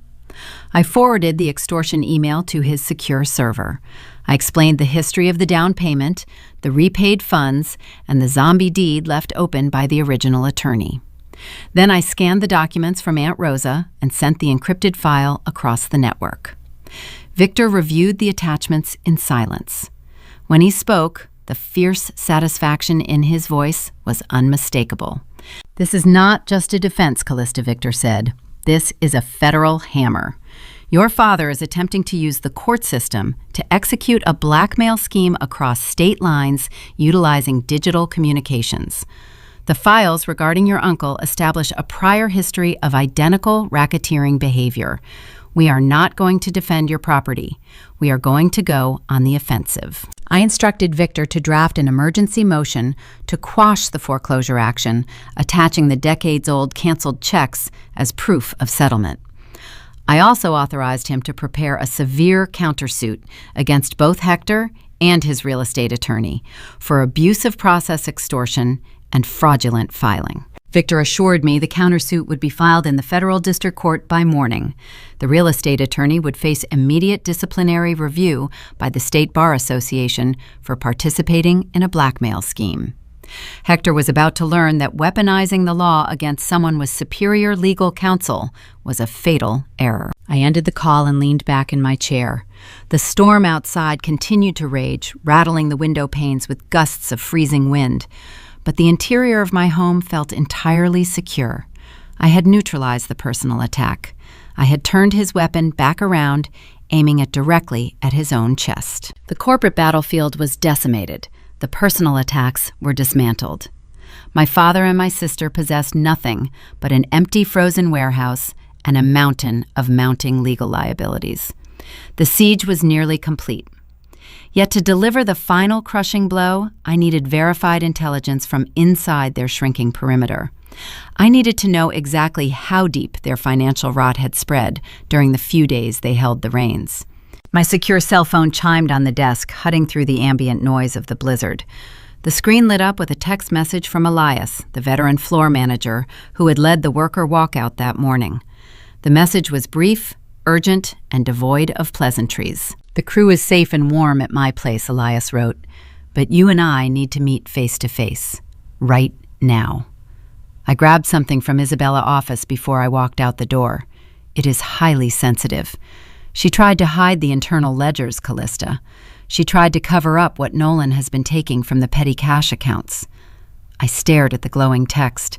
A sudden sharp thrill of anticipation coursed through me. Hector and Isabella were not just incompetent, they were actively stealing from their own failing enterprise to cover their personal debts. The whistleblower had just handed me the final nail for their coffins. I grabbed my keys, ready to brave the Arctic gale to collect the definitive proof of their ruin. The drive across Anchorage during a whiteout blizzard required a specific kind of focused isolation. The wind hammered against the reinforced steel chassis of my truck. The tires fought for traction on the slick, buried pavement. I kept my eyes locked on the faint glow of the street lamps, navigating the treacherous intersections using pure memory. The heater roared, pushing dry warmth into the cabin, yet the text message from Elias kept my pulse racing with a cold, sharp anticipation. Elias did not panic. He had spent his entire adult life loading freight on the most dangerous ice roads in the Northern Hemisphere. He was a man carved from bedrock and diesel fumes. If he said the situation inside my former warehouse had devolved into outright theft, the reality was likely far worse. He chose an abandoned way station off the Seward Highway for our rendezvous. The location offered zero shelter from the storm. The overhead canopy lights flickered, casting a sickly yellow hue over the snowdrifts. I pulled my vehicle alongside his battered pickup. The exhaust from his tailpipe billowed thick white clouds into the freezing air. I turned off my headlights, zipped my parka up to my chin, and stepped out into the gale. The cold bit into my cheeks like crushed glass. I climbed into the passenger side of his truck and pulled the heavy door shut against the screaming wind. The cabin smelled of strong, dark roast coffee and damp wool. Elias sat behind the steering wheel, his calloused hands resting on his knees. The deep lines around his eyes spoke of the intense stress he had endured over the past week. He had stayed behind enemy lines, pretending to follow Isabella, just to watch the perimeter for me. "I appreciate you coming out in this weather," I said, keeping my voice low. Elias shook his head, staring out through the frost-covered windshield. "I could not stay in that building another minute, Callista, not after what I witnessed this morning. Your sister is drowning, but her husband is a parasite." He reached into the center console and retrieved a scuffed steel thermos. He unscrewed the insulated lid and tipped the container forward. A small silver flash drive slid out into his rough palm, wrapped in a protective layer of plastic to prevent condensation. He handed the drive across the dark cabin. The metal felt icy against my fingertips. Nolan came into the administrative office right after the bank locked the main operating accounts, Elias explained. He looked like a cornered rat. He was sweating despite the draft in the building. He paced the floor, demanding that Isabella open the emergency petty cash reserves. Those reserves are supposed to remain sealed for severe logistical failures. Helicopter rescues, immediate fuel shortages on the haul road. I nodded, my grip tightening on the encrypted drive. The petty cash safe held a significant amount of liquid capital, meant strictly for life-or-death operational emergencies. Isabella gave him the combination. Elias continued, his voice heavy with disgust. I was standing in the hallway near the break room. I watched him clean out the safe. He stuffed the bundled currency into a canvas duffel bag. But it did not end with the physical cash. Isabella logged into the secondary payroll ledger. She authorized a series of electronic wire transfers disguised as vendor consulting invoices. She routed the last remaining liquid funds straight to a private offshore account controlled by Nolan. My heart hammered, a steady, relentless rhythm against my ribs. They were no longer just mismanaging a logistics firm. They were committing blatant, documented corporate wire fraud. Elias tapped the center console. I pulled the digital transaction logs right before I led the worker walkout. The proof resides on that drive. Every digital signature, every timestamp, every fake invoice. They bled the emergency reserves dry to pay off his bookies. I thanked Elias, promising him that his loyalty would receive immediate reward the moment I reclaimed the facility. I stepped back out into the blizzard, the silver drive burning a hole in my pocket. I climbed into my own truck, shifted into gear, and drove back to my sanctuary. Once inside the quiet safety of my home office, I stripped off my wet coat and booted up my secure laptop. I plugged the flash drive into the port. The screen illuminated the dark room, throwing a harsh, clinical light across my face. I opened the spreadsheets, my eyes scanning the endless rows of financial data. The numbers told a story of sheer, unadulterated panic. Nolan had realized the legal perimeter was closing in on them. The commercial lien froze the physical inventory. The bank froze the primary accounts. He knew his offshore gambling syndicate would not accept polite excuses about corporate transition delays. They wanted their money. They wanted it today. Isabella had authorized the transfers using her new title as Director of Operations. Her unique digital signature was attached to every single fraudulent wire. She had likely believed Nolan when he promised he could double the cash and return it before the auditors noticed the deficit. Instead, she had signed her own federal death warrant to save a man who viewed her as a convenient shield. The tension draining from my shoulders felt incredibly satisfying. I watched my family and their fraudulent facade crumble in the sterile rows and columns of the spreadsheet. I realized in that quiet moment I did not need to devise another strategic strike. I did not need to launch another legal volley. They had armed the explosive, set the timer, and locked themselves inside the vault.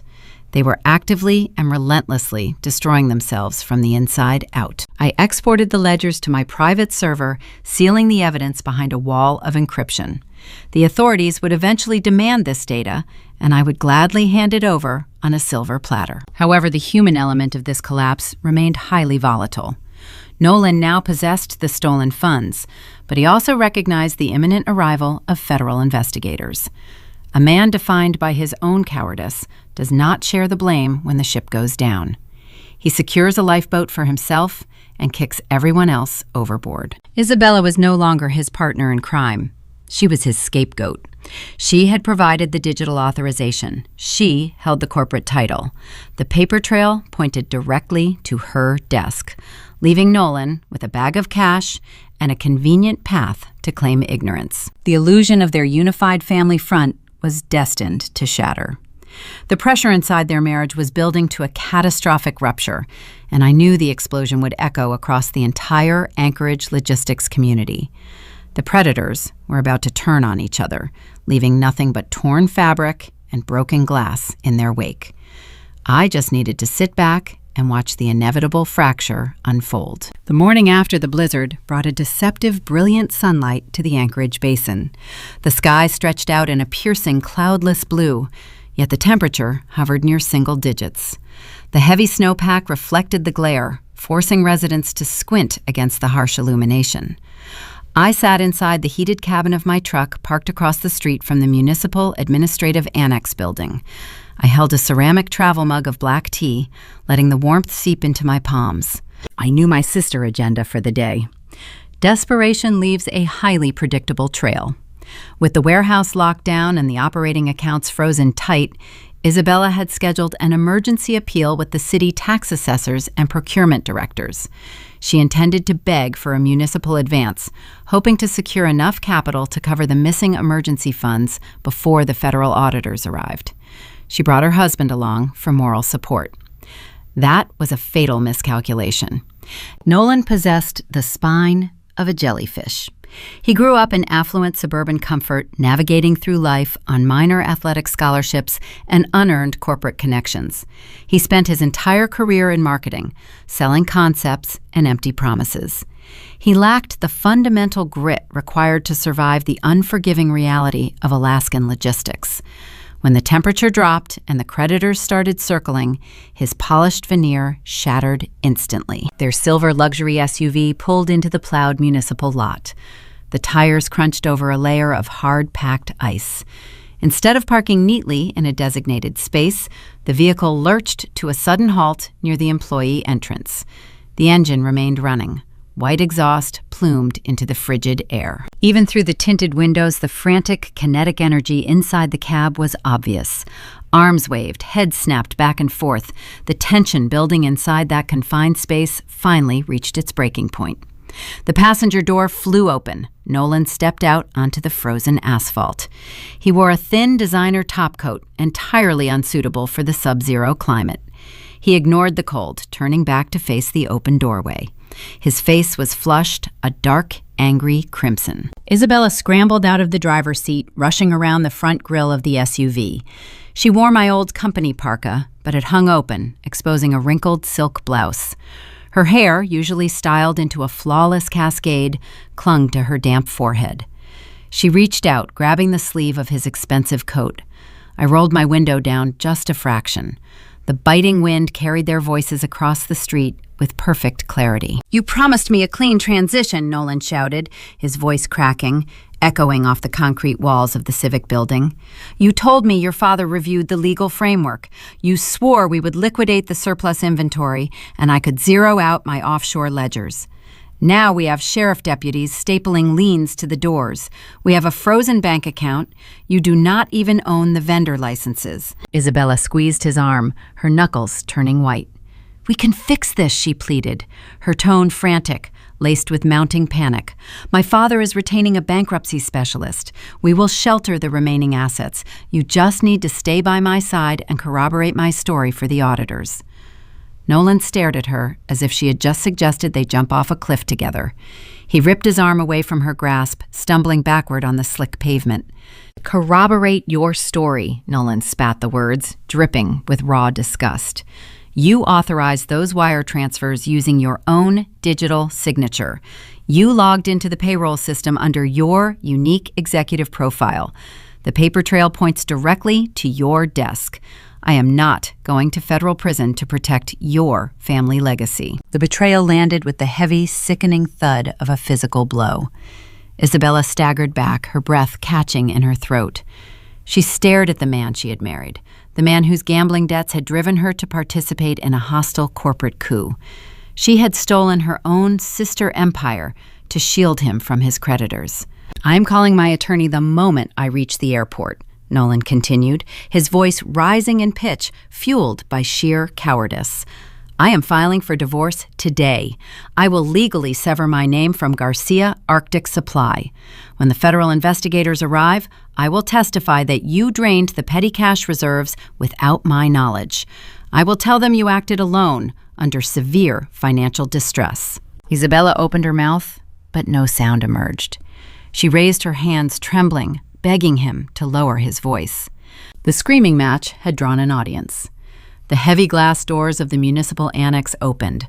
Thomas, the city procurement director, who had canceled the Plowblade purchase days earlier, stepped out onto the sidewalk. Beside him stood Maria, the regional catering magnate. Several other local supply chain executives paused on the concrete steps, clutching their briefcases, watching the spectacular implosion of the Garcia family. Nolan did not care about the silent audience. He cared only about self-preservation. He turned his back on his weeping wife, yanked the rear passenger door open, and retrieved a heavy canvas duffel bag. He slammed the door shut, the sound ringing like a gunshot across the icy lot. He walked away, his expensive leather shoes slipping on the frozen pavement, heading toward the taxi stand on the corner. He did not look back. Isabella remained stranded in the center of the parking lot. She wrapped her arms around her own torso, shivering uncontrollably.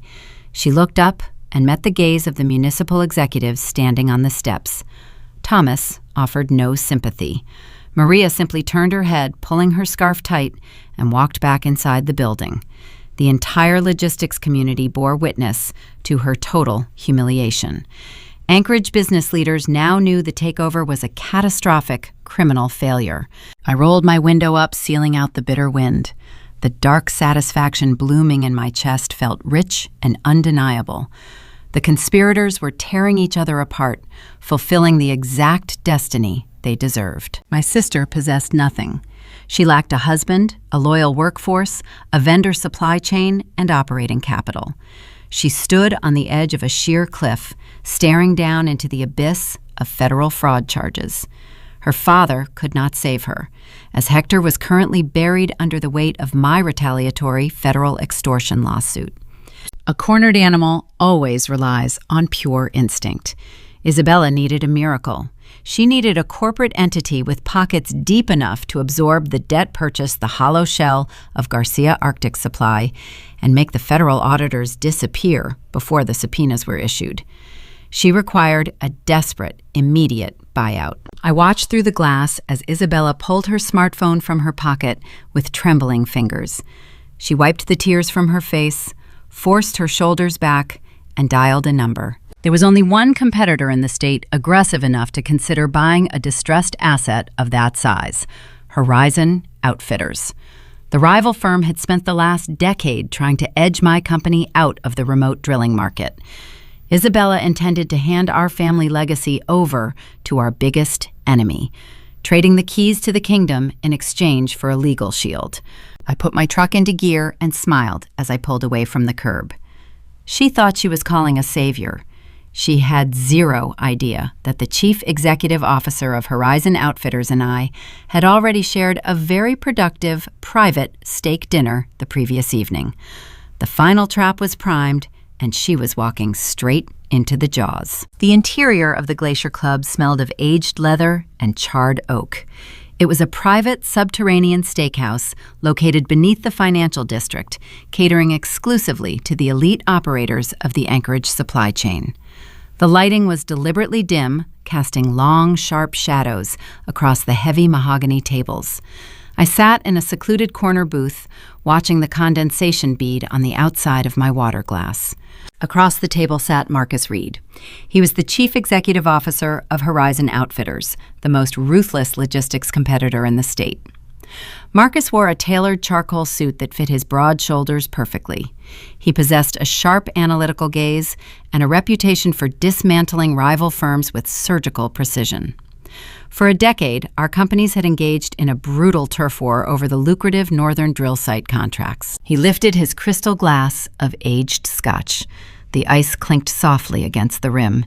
He offered a subtle, calculated raise of his glass in my direction, a silent salute between two apex predators. "I did not invite you here to negotiate a truce," Callista Marcus said, his voice a low, steady baritone that blended into the ambient hum of the dining room. "I invited you here to offer a partnership." I kept my hands resting on the table, maintaining a cool, measured expression. "You want Aurora Logistics," I replied. "You want the exclusive vendor licenses. You know my family locked me out of the warehouse, and you think I am vulnerable enough to sell my European supply line." Marcus took a slow sip of his drink, letting the amber liquid coat his tongue before setting the glass down. He leaned forward, resting his forearms on the polished wood. "I do not think you are vulnerable," he corrected, a faint smile touching the corners of his mouth. "I know you are holding all the cards. I know about the commercial lien. I know you froze their operating accounts. You executed a flawless decapitation strike. But I also know something else, something you have not figured out yet." He reached into the breast pocket of his suit jacket and pulled out a sleek silver pen, turning it end over end in his fingers. "I orchestrated the takeover," Marcus stated. The dining room around me seemed to fade into a hollow silence. I stared at him, keeping my breathing steady, refusing to let the shock register on my face. 3 months ago," Marcus continued, "I attended a logistics conference in Seattle. I walked into the hotel bar late one evening and found your brother-in-law sitting alone. Nolan was intoxicated, sweating through his expensive shirt, quietly arguing with a collection agent on his cell phone. I recognized him from a few joint industry mixers.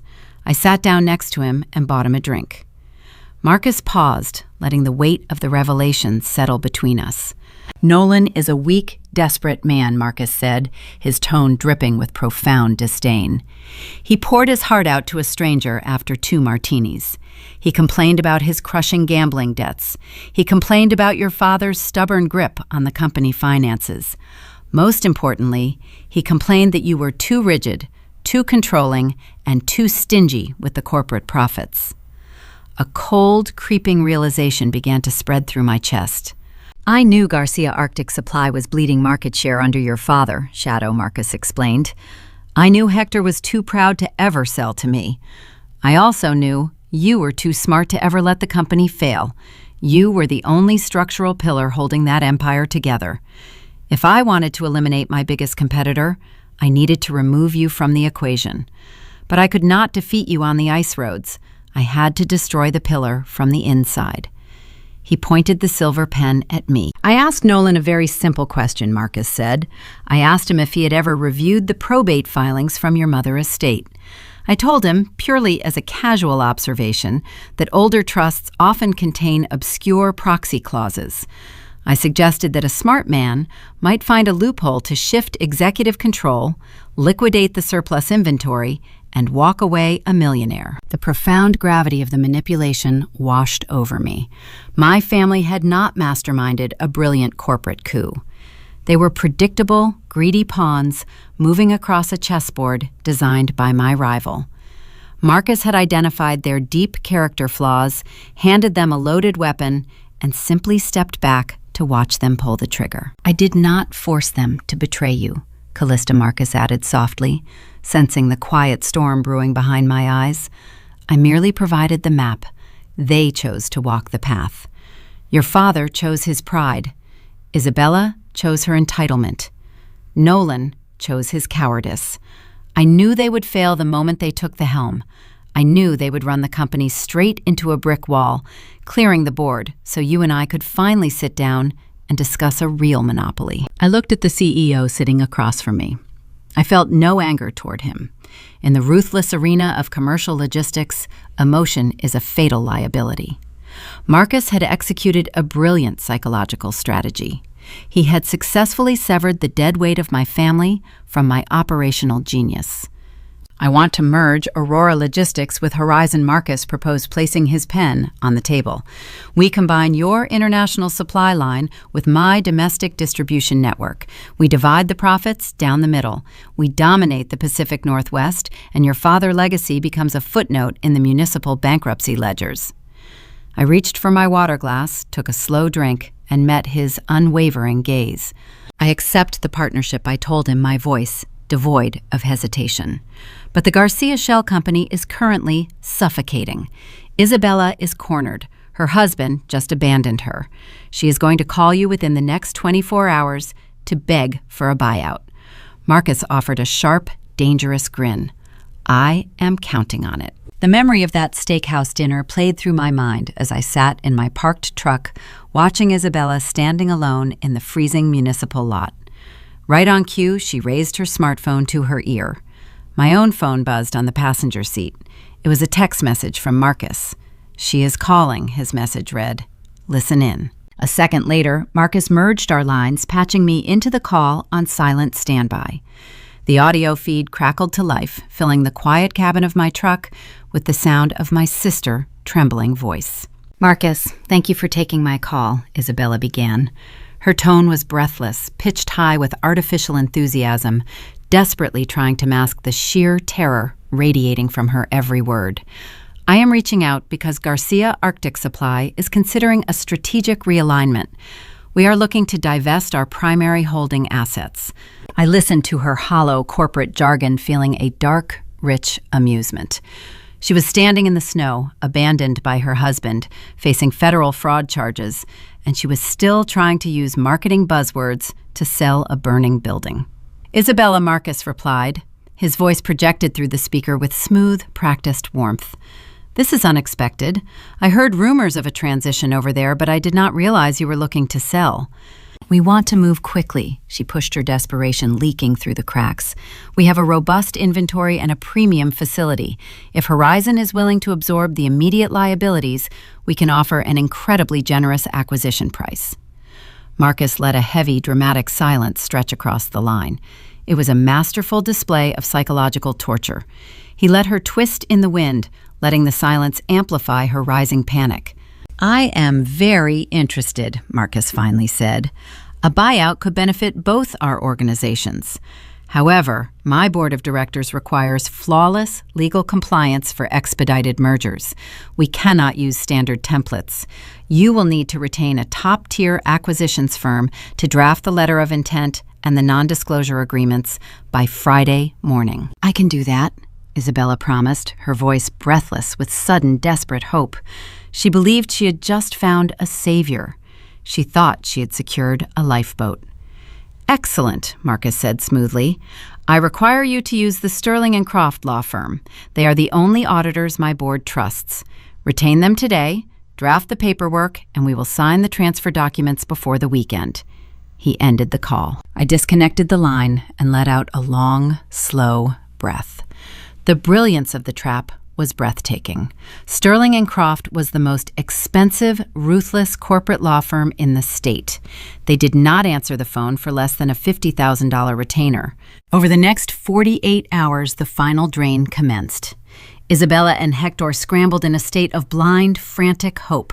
Believing a multi-million-dollar buyout was imminent, my father liquidated his final personal retirement accounts. He emptied the last hidden reserves of his private wealth, wiring the exorbitant retainer fees to the lawyers.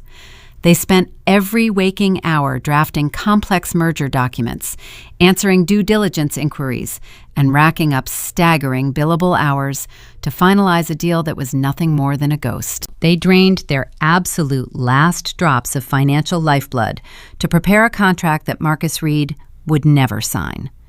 By Friday afternoon, the paperwork was complete. The lawyers submitted the final invoice, stripping Hector of his remaining liquidity. Isabella called Marcus to schedule the signing ceremony. Marcus sent her calls directly to voicemail. The realization hit them like a freight train crashing through a brick wall. There was no white knight. There was no corporate rescue. They had spent their last dime chasing a mirage engineered by the very man who had planted the seed of their destruction months ago. The clock had run out. The bank initiated the formal foreclosure on the warehouse. The federal auditors scheduled their arrival to investigate the missing petty cash. Hector and Isabella were entirely out of options, entirely out of money, and completely out of time.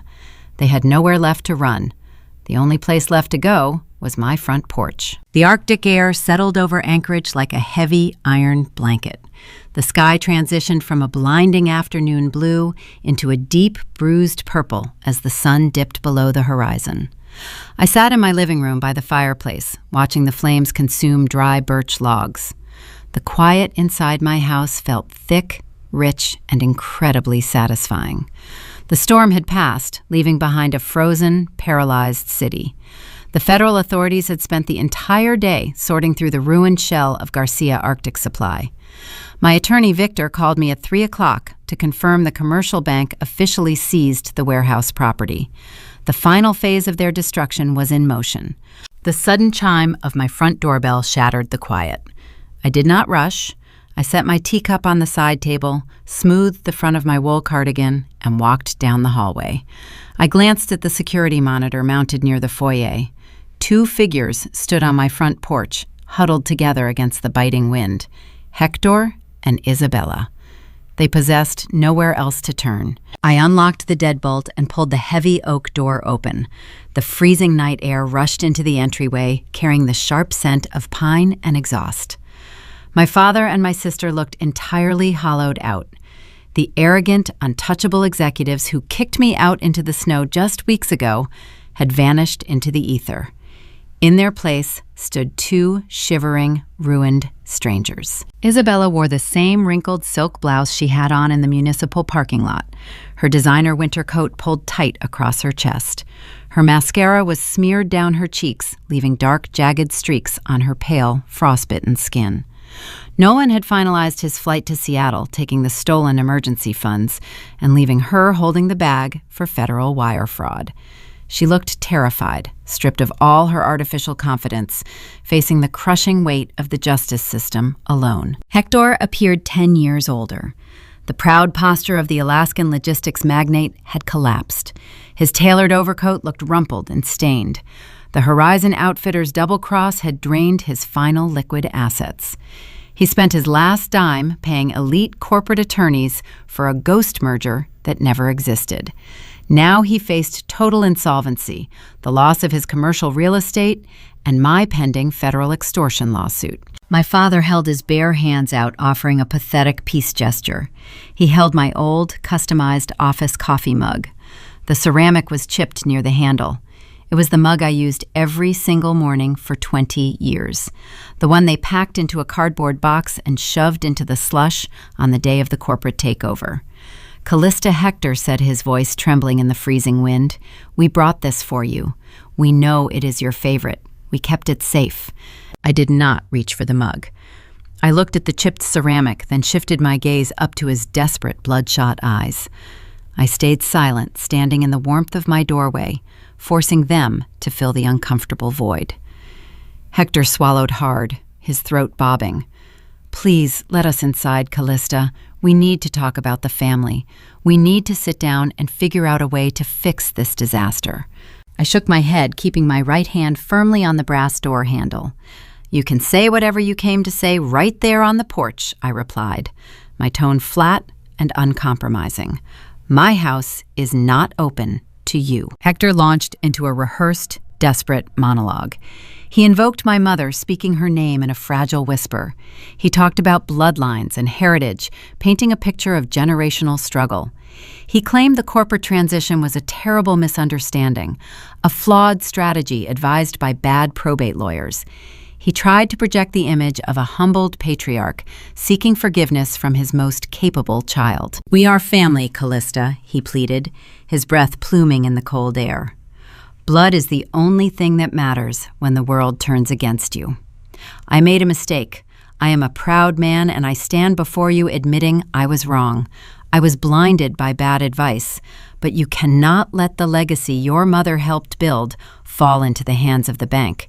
You have to sign the Aurora Logistics vendor rights over to the holding company so we can process a salvage sale.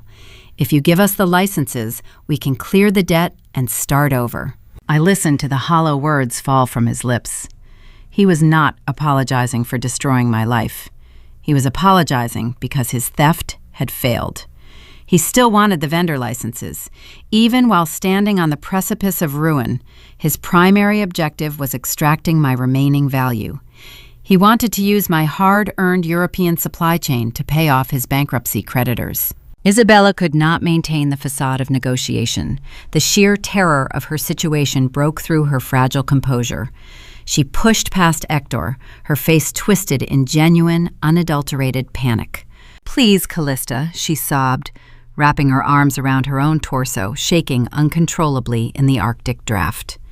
"Nolan left me. He took the money and he left me. The federal auditors are issuing subpoenas on Monday morning. They are going to trace the petty cash wire transfers directly to my digital signature. I am going to prison. They are going to lock me in a federal cell." She dropped to her knees on the frozen wooden planks of the porch. The expensive fabric of her coat scraped against the ice. "You have to come back to the office," she begged, the tears freezing into tracks on her cheeks. "You know how the ledgers work. You built the accounting software. You can tell the auditors that the transfers were pre-approved emergency logistics payments. You can fix the paperwork and make the deficit look like an operational oversight. I will step down today. I will give you your title back.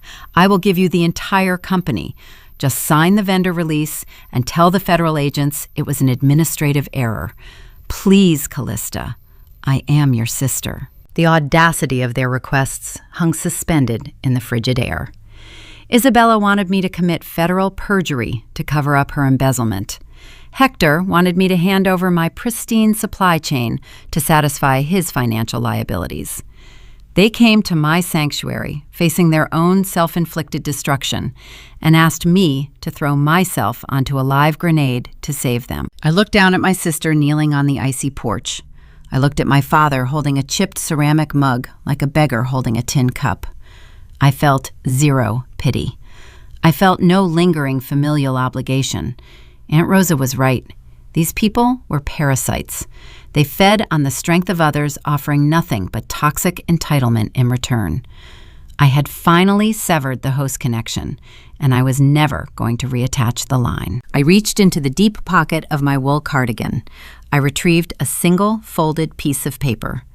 I had kept it resting on my entryway table, waiting for this exact moment. I unfolded the document with slow, deliberate precision and handed it to Hector. He took the paper with a trembling hand, his eyes scanning the printed text. The blood drained entirely from his face. It was the original termination letter he had drafted months ago, the very letter he wrote in secret terminating my employment without cause, stripping me of my title, and locking me out of my own warehouse. It bore his distinct, shaky signature at the bottom. "You told me the market was changing, Hector," I said, my voice carrying the lethal, unforgiving calm of a glacier. "You told me Isabella was better with people. You made your executive decision on that loading dock. I am simply honoring your choice. Now you have to live with the consequences." Hector stared at his own signature. His mouth opened, but no words came out. The realization hit him with the force of a physical blow. There would be no rescue. There would be no forgiveness. The bridge was burned to ash. I stepped back into the warmth of my foyer and pushed the heavy oak door forward. The brass latch clicked shut, severing the connection forever.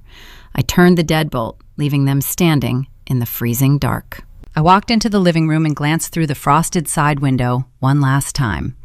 Hector dropped his hands to his sides. The customized coffee mug slipped from his frozen fingers. It tumbled into the deep snowbank beside the porch stairs, disappearing into the white powder, left entirely untouched. The begging phase was over.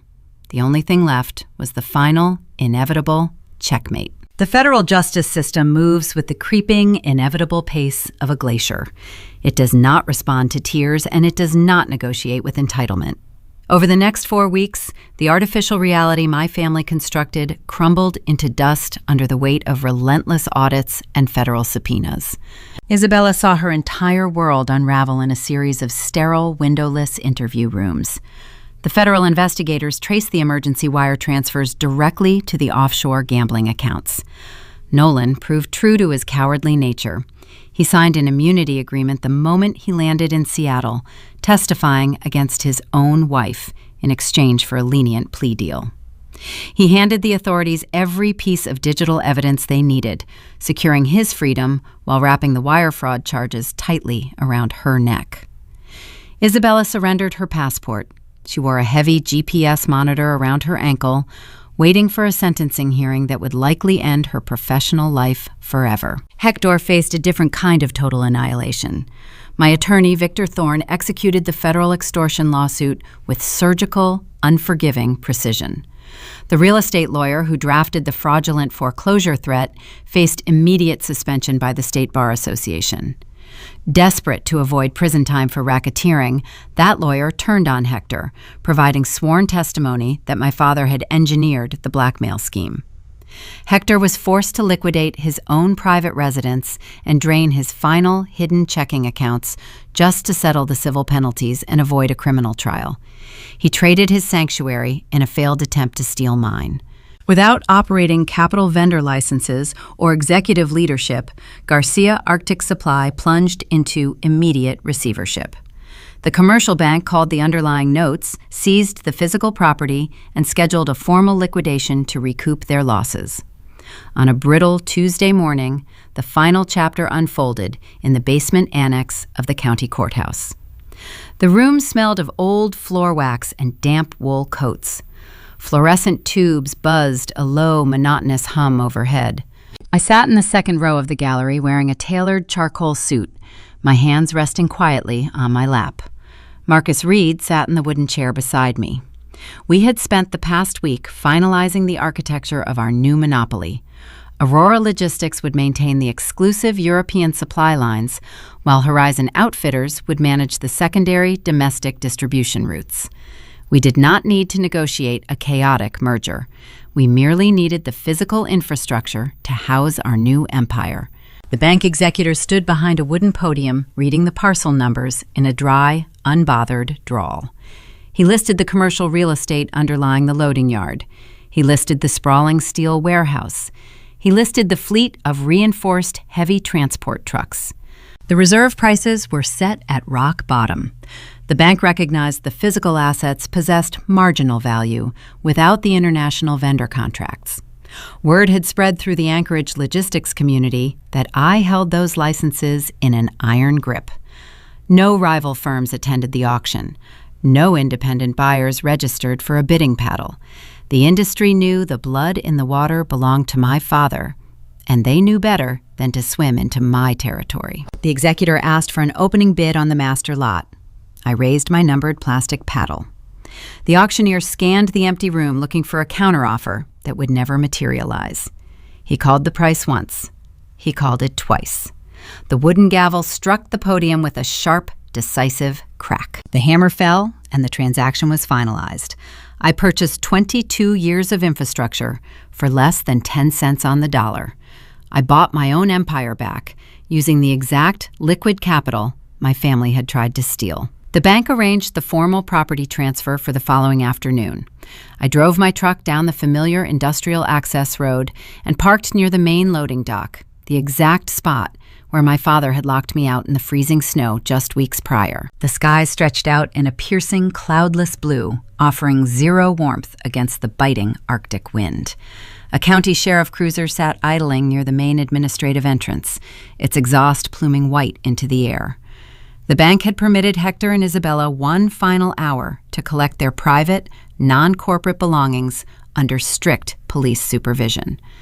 I stepped out of my truck and walked across the salted pavement. The heavy glass doors of the front lobby pushed open. Hector and Isabella emerged into the brutal cold. They carried small, pathetic cardboard boxes containing framed photos, desk ornaments, and winter scarves. They looked hollowed out, reduced to transparent ghosts haunting a building they used to command. Isabella kept her eyes locked on the icy ground.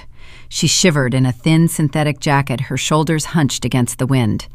The bank executors had seized my custom-embroidered company parka, classifying it as corporate property, leaving her exposed to the unforgiving elements she never truly understood. Hector stopped walking when he saw me approaching the entrance.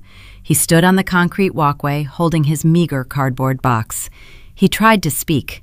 He tried to summon one final shred of his old paternal authority, searching his mind for a combination of words that could salvage his dignity. No words came.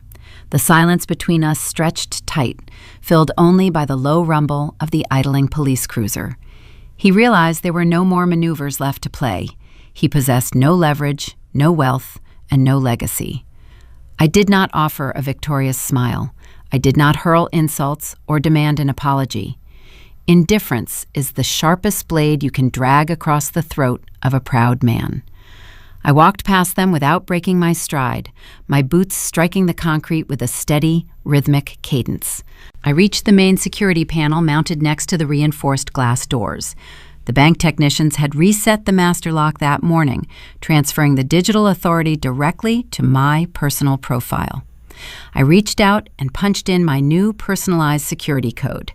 The sequence consisted of 6 digits marking the exact date of my mother's birth. The heavy deadbolt clicked open with a sharp, echoing snap. I grasped the brass handle and stepped inside the warm, familiar administrative lobby.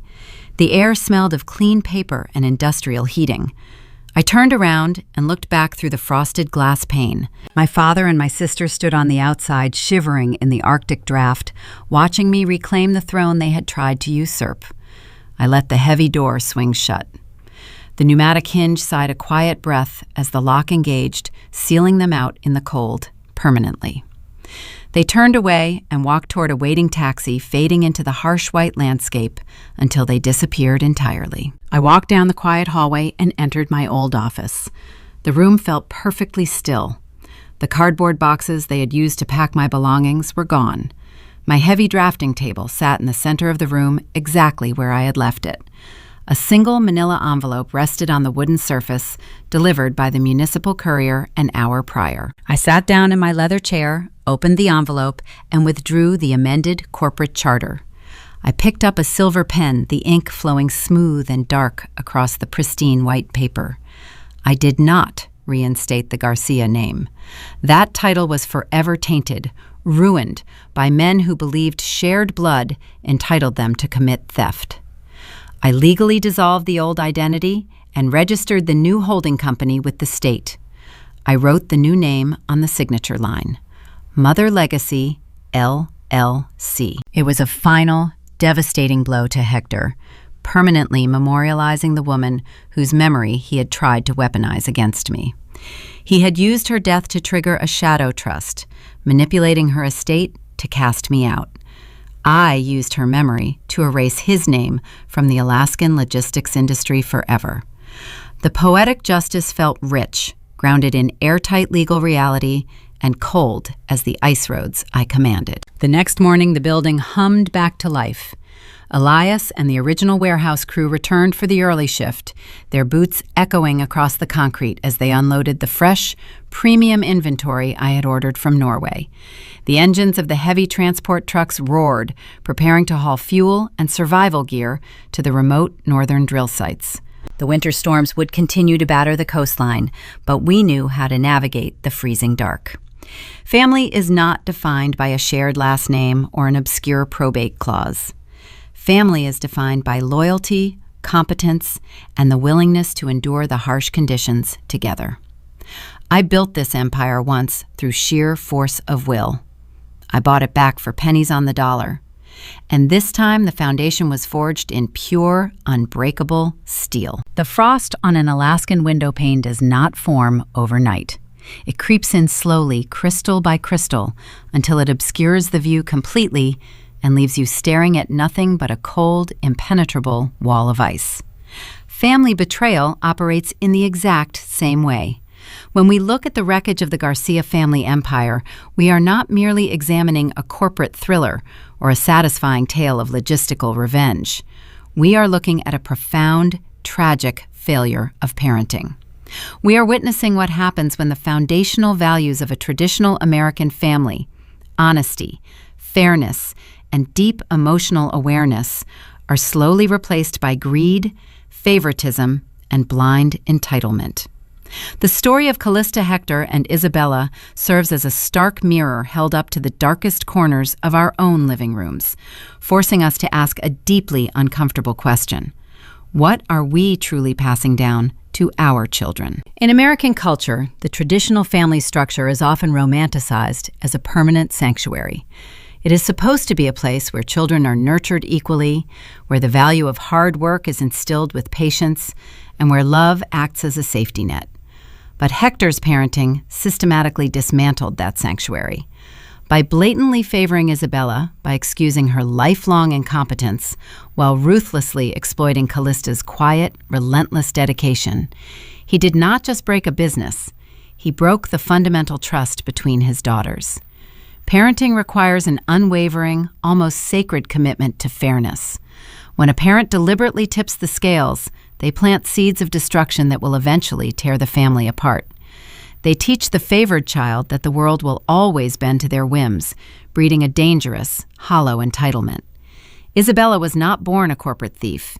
She was raised to believe she inherently deserved the fruits of labor she never actually performed. Conversely, the unfavored child is taught that their worth is strictly transactional. Callista learned early on that her father's love was entirely conditional, tied inextricably to her utility, her endurance, and her profit margins. This staggering lack of emotional awareness on Hector's part created a chasm that no amount of corporate wealth could ever bridge. He forgot that the primary non-negotiable responsibility of a parent is not to build a financial empire, but to build moral character. Children are the most astute observers of our unspoken truths. They do not learn from the lectures we give them. They learn from the behaviors we normalize. Hector normalized treachery. 30 years prior to the warehouse lockout, he stole a logging business from his own brother Tomas, using forged documents and weaponized commercial debt. He buried that dark secret, assuming his children would never discover the skeletons in his closet. But secrets have a way of seeping into the groundwater of a family. The generational curse was passed down to Isabella, not through genetics, but through a deeply ingrained culture of dishonesty and manipulation. If we want to raise children who act with unshakable integrity, we must model that integrity every single day, especially when it costs us something. Honesty is not just about telling the truth when it is convenient. It is about living it when it is difficult. Hector's inability to be honest with himself about his own limitations led him to weave a pathetic web of extortion and smear campaigns. He weaponized the memory of his late wife, turning a mother's enduring legacy into a legal trapdoor to oust his own flesh and blood. In doing so, he provided terrible long-term guidance. He taught his children that bloodlines are not bonds of unconditional love, but merely chains of leverage to be pulled when the bank accounts run dry. When we lack the emotional awareness to confront our own past sins, we inevitably force our children to pay the devastating price. True family responsibility is so often misunderstood in our society. We are culturally conditioned to believe that family loyalty means enduring endless abuse, that we must repeatedly set ourselves on fire just to keep our toxic relatives warm. Callista's journey violently dismantles this myth. She realized that enabling her family's financial crimes and accepting their emotional abuse was not an act of love. It was an act of quiet complicity. Sometimes, the most profound long-term guidance a parent can offer a child is teaching them the absolute necessity of drawing ironclad boundaries. By standing her ground, by executing the commercial liens, and forcing Hector and Isabella to face the icy, unforgiving consequences of their own actions, Callista redefined family responsibility. She protected her mother's true legacy, not the money, but the grace, the resilience, and the unyielding strength required to survive the bitter winter. She demonstrated that walking away from toxic blood ties is not a failure of family values. It is the ultimate necessary defense of them. We must teach our children that their very first responsibility is to their own integrity and self-worth. They do not owe their sanity, their homes, or their livelihoods to parents or siblings who view them as expendable assets. We all carry the heavy, invisible weight of the families that raised us. We carry their triumphs, their unhealed traumas, and the quiet, defining lessons whispered in the dark.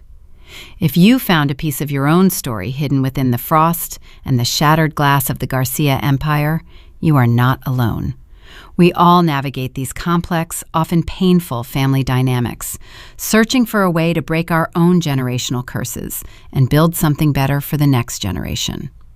If this narrative resonated with your own experiences, if it made you pause and reflect on the boundaries you need to draw in your own life to protect your peace, please take a moment to subscribe to the Linda Vengeance channel. Join our growing community as we continue to explore the deep, unflinching truths of family conflict, betrayal, and the relentless pursuit of emotional justice. As the Alaskan snow continues to fall, covering the footprints of those who walked away, we are left with a lingering, uncomfortable silence. The story of the Garcia family is closed, but the profound questions it raises remain wide open, staring back at us. When you look at the children in your own life, when you look at the siblings sitting across the dinner table, what do you truly see? Are you building a sanctuary rooted in fairness and emotional awareness? Or are you quietly assembling a fragile house of cards, waiting for the winter wind to blow it down? We spend our entire lives trying to leave a tangible legacy behind, meticulously drafting wills and fighting over inherited land. But perhaps the only legacy that truly matters is the one we leave inside the minds and hearts of our children.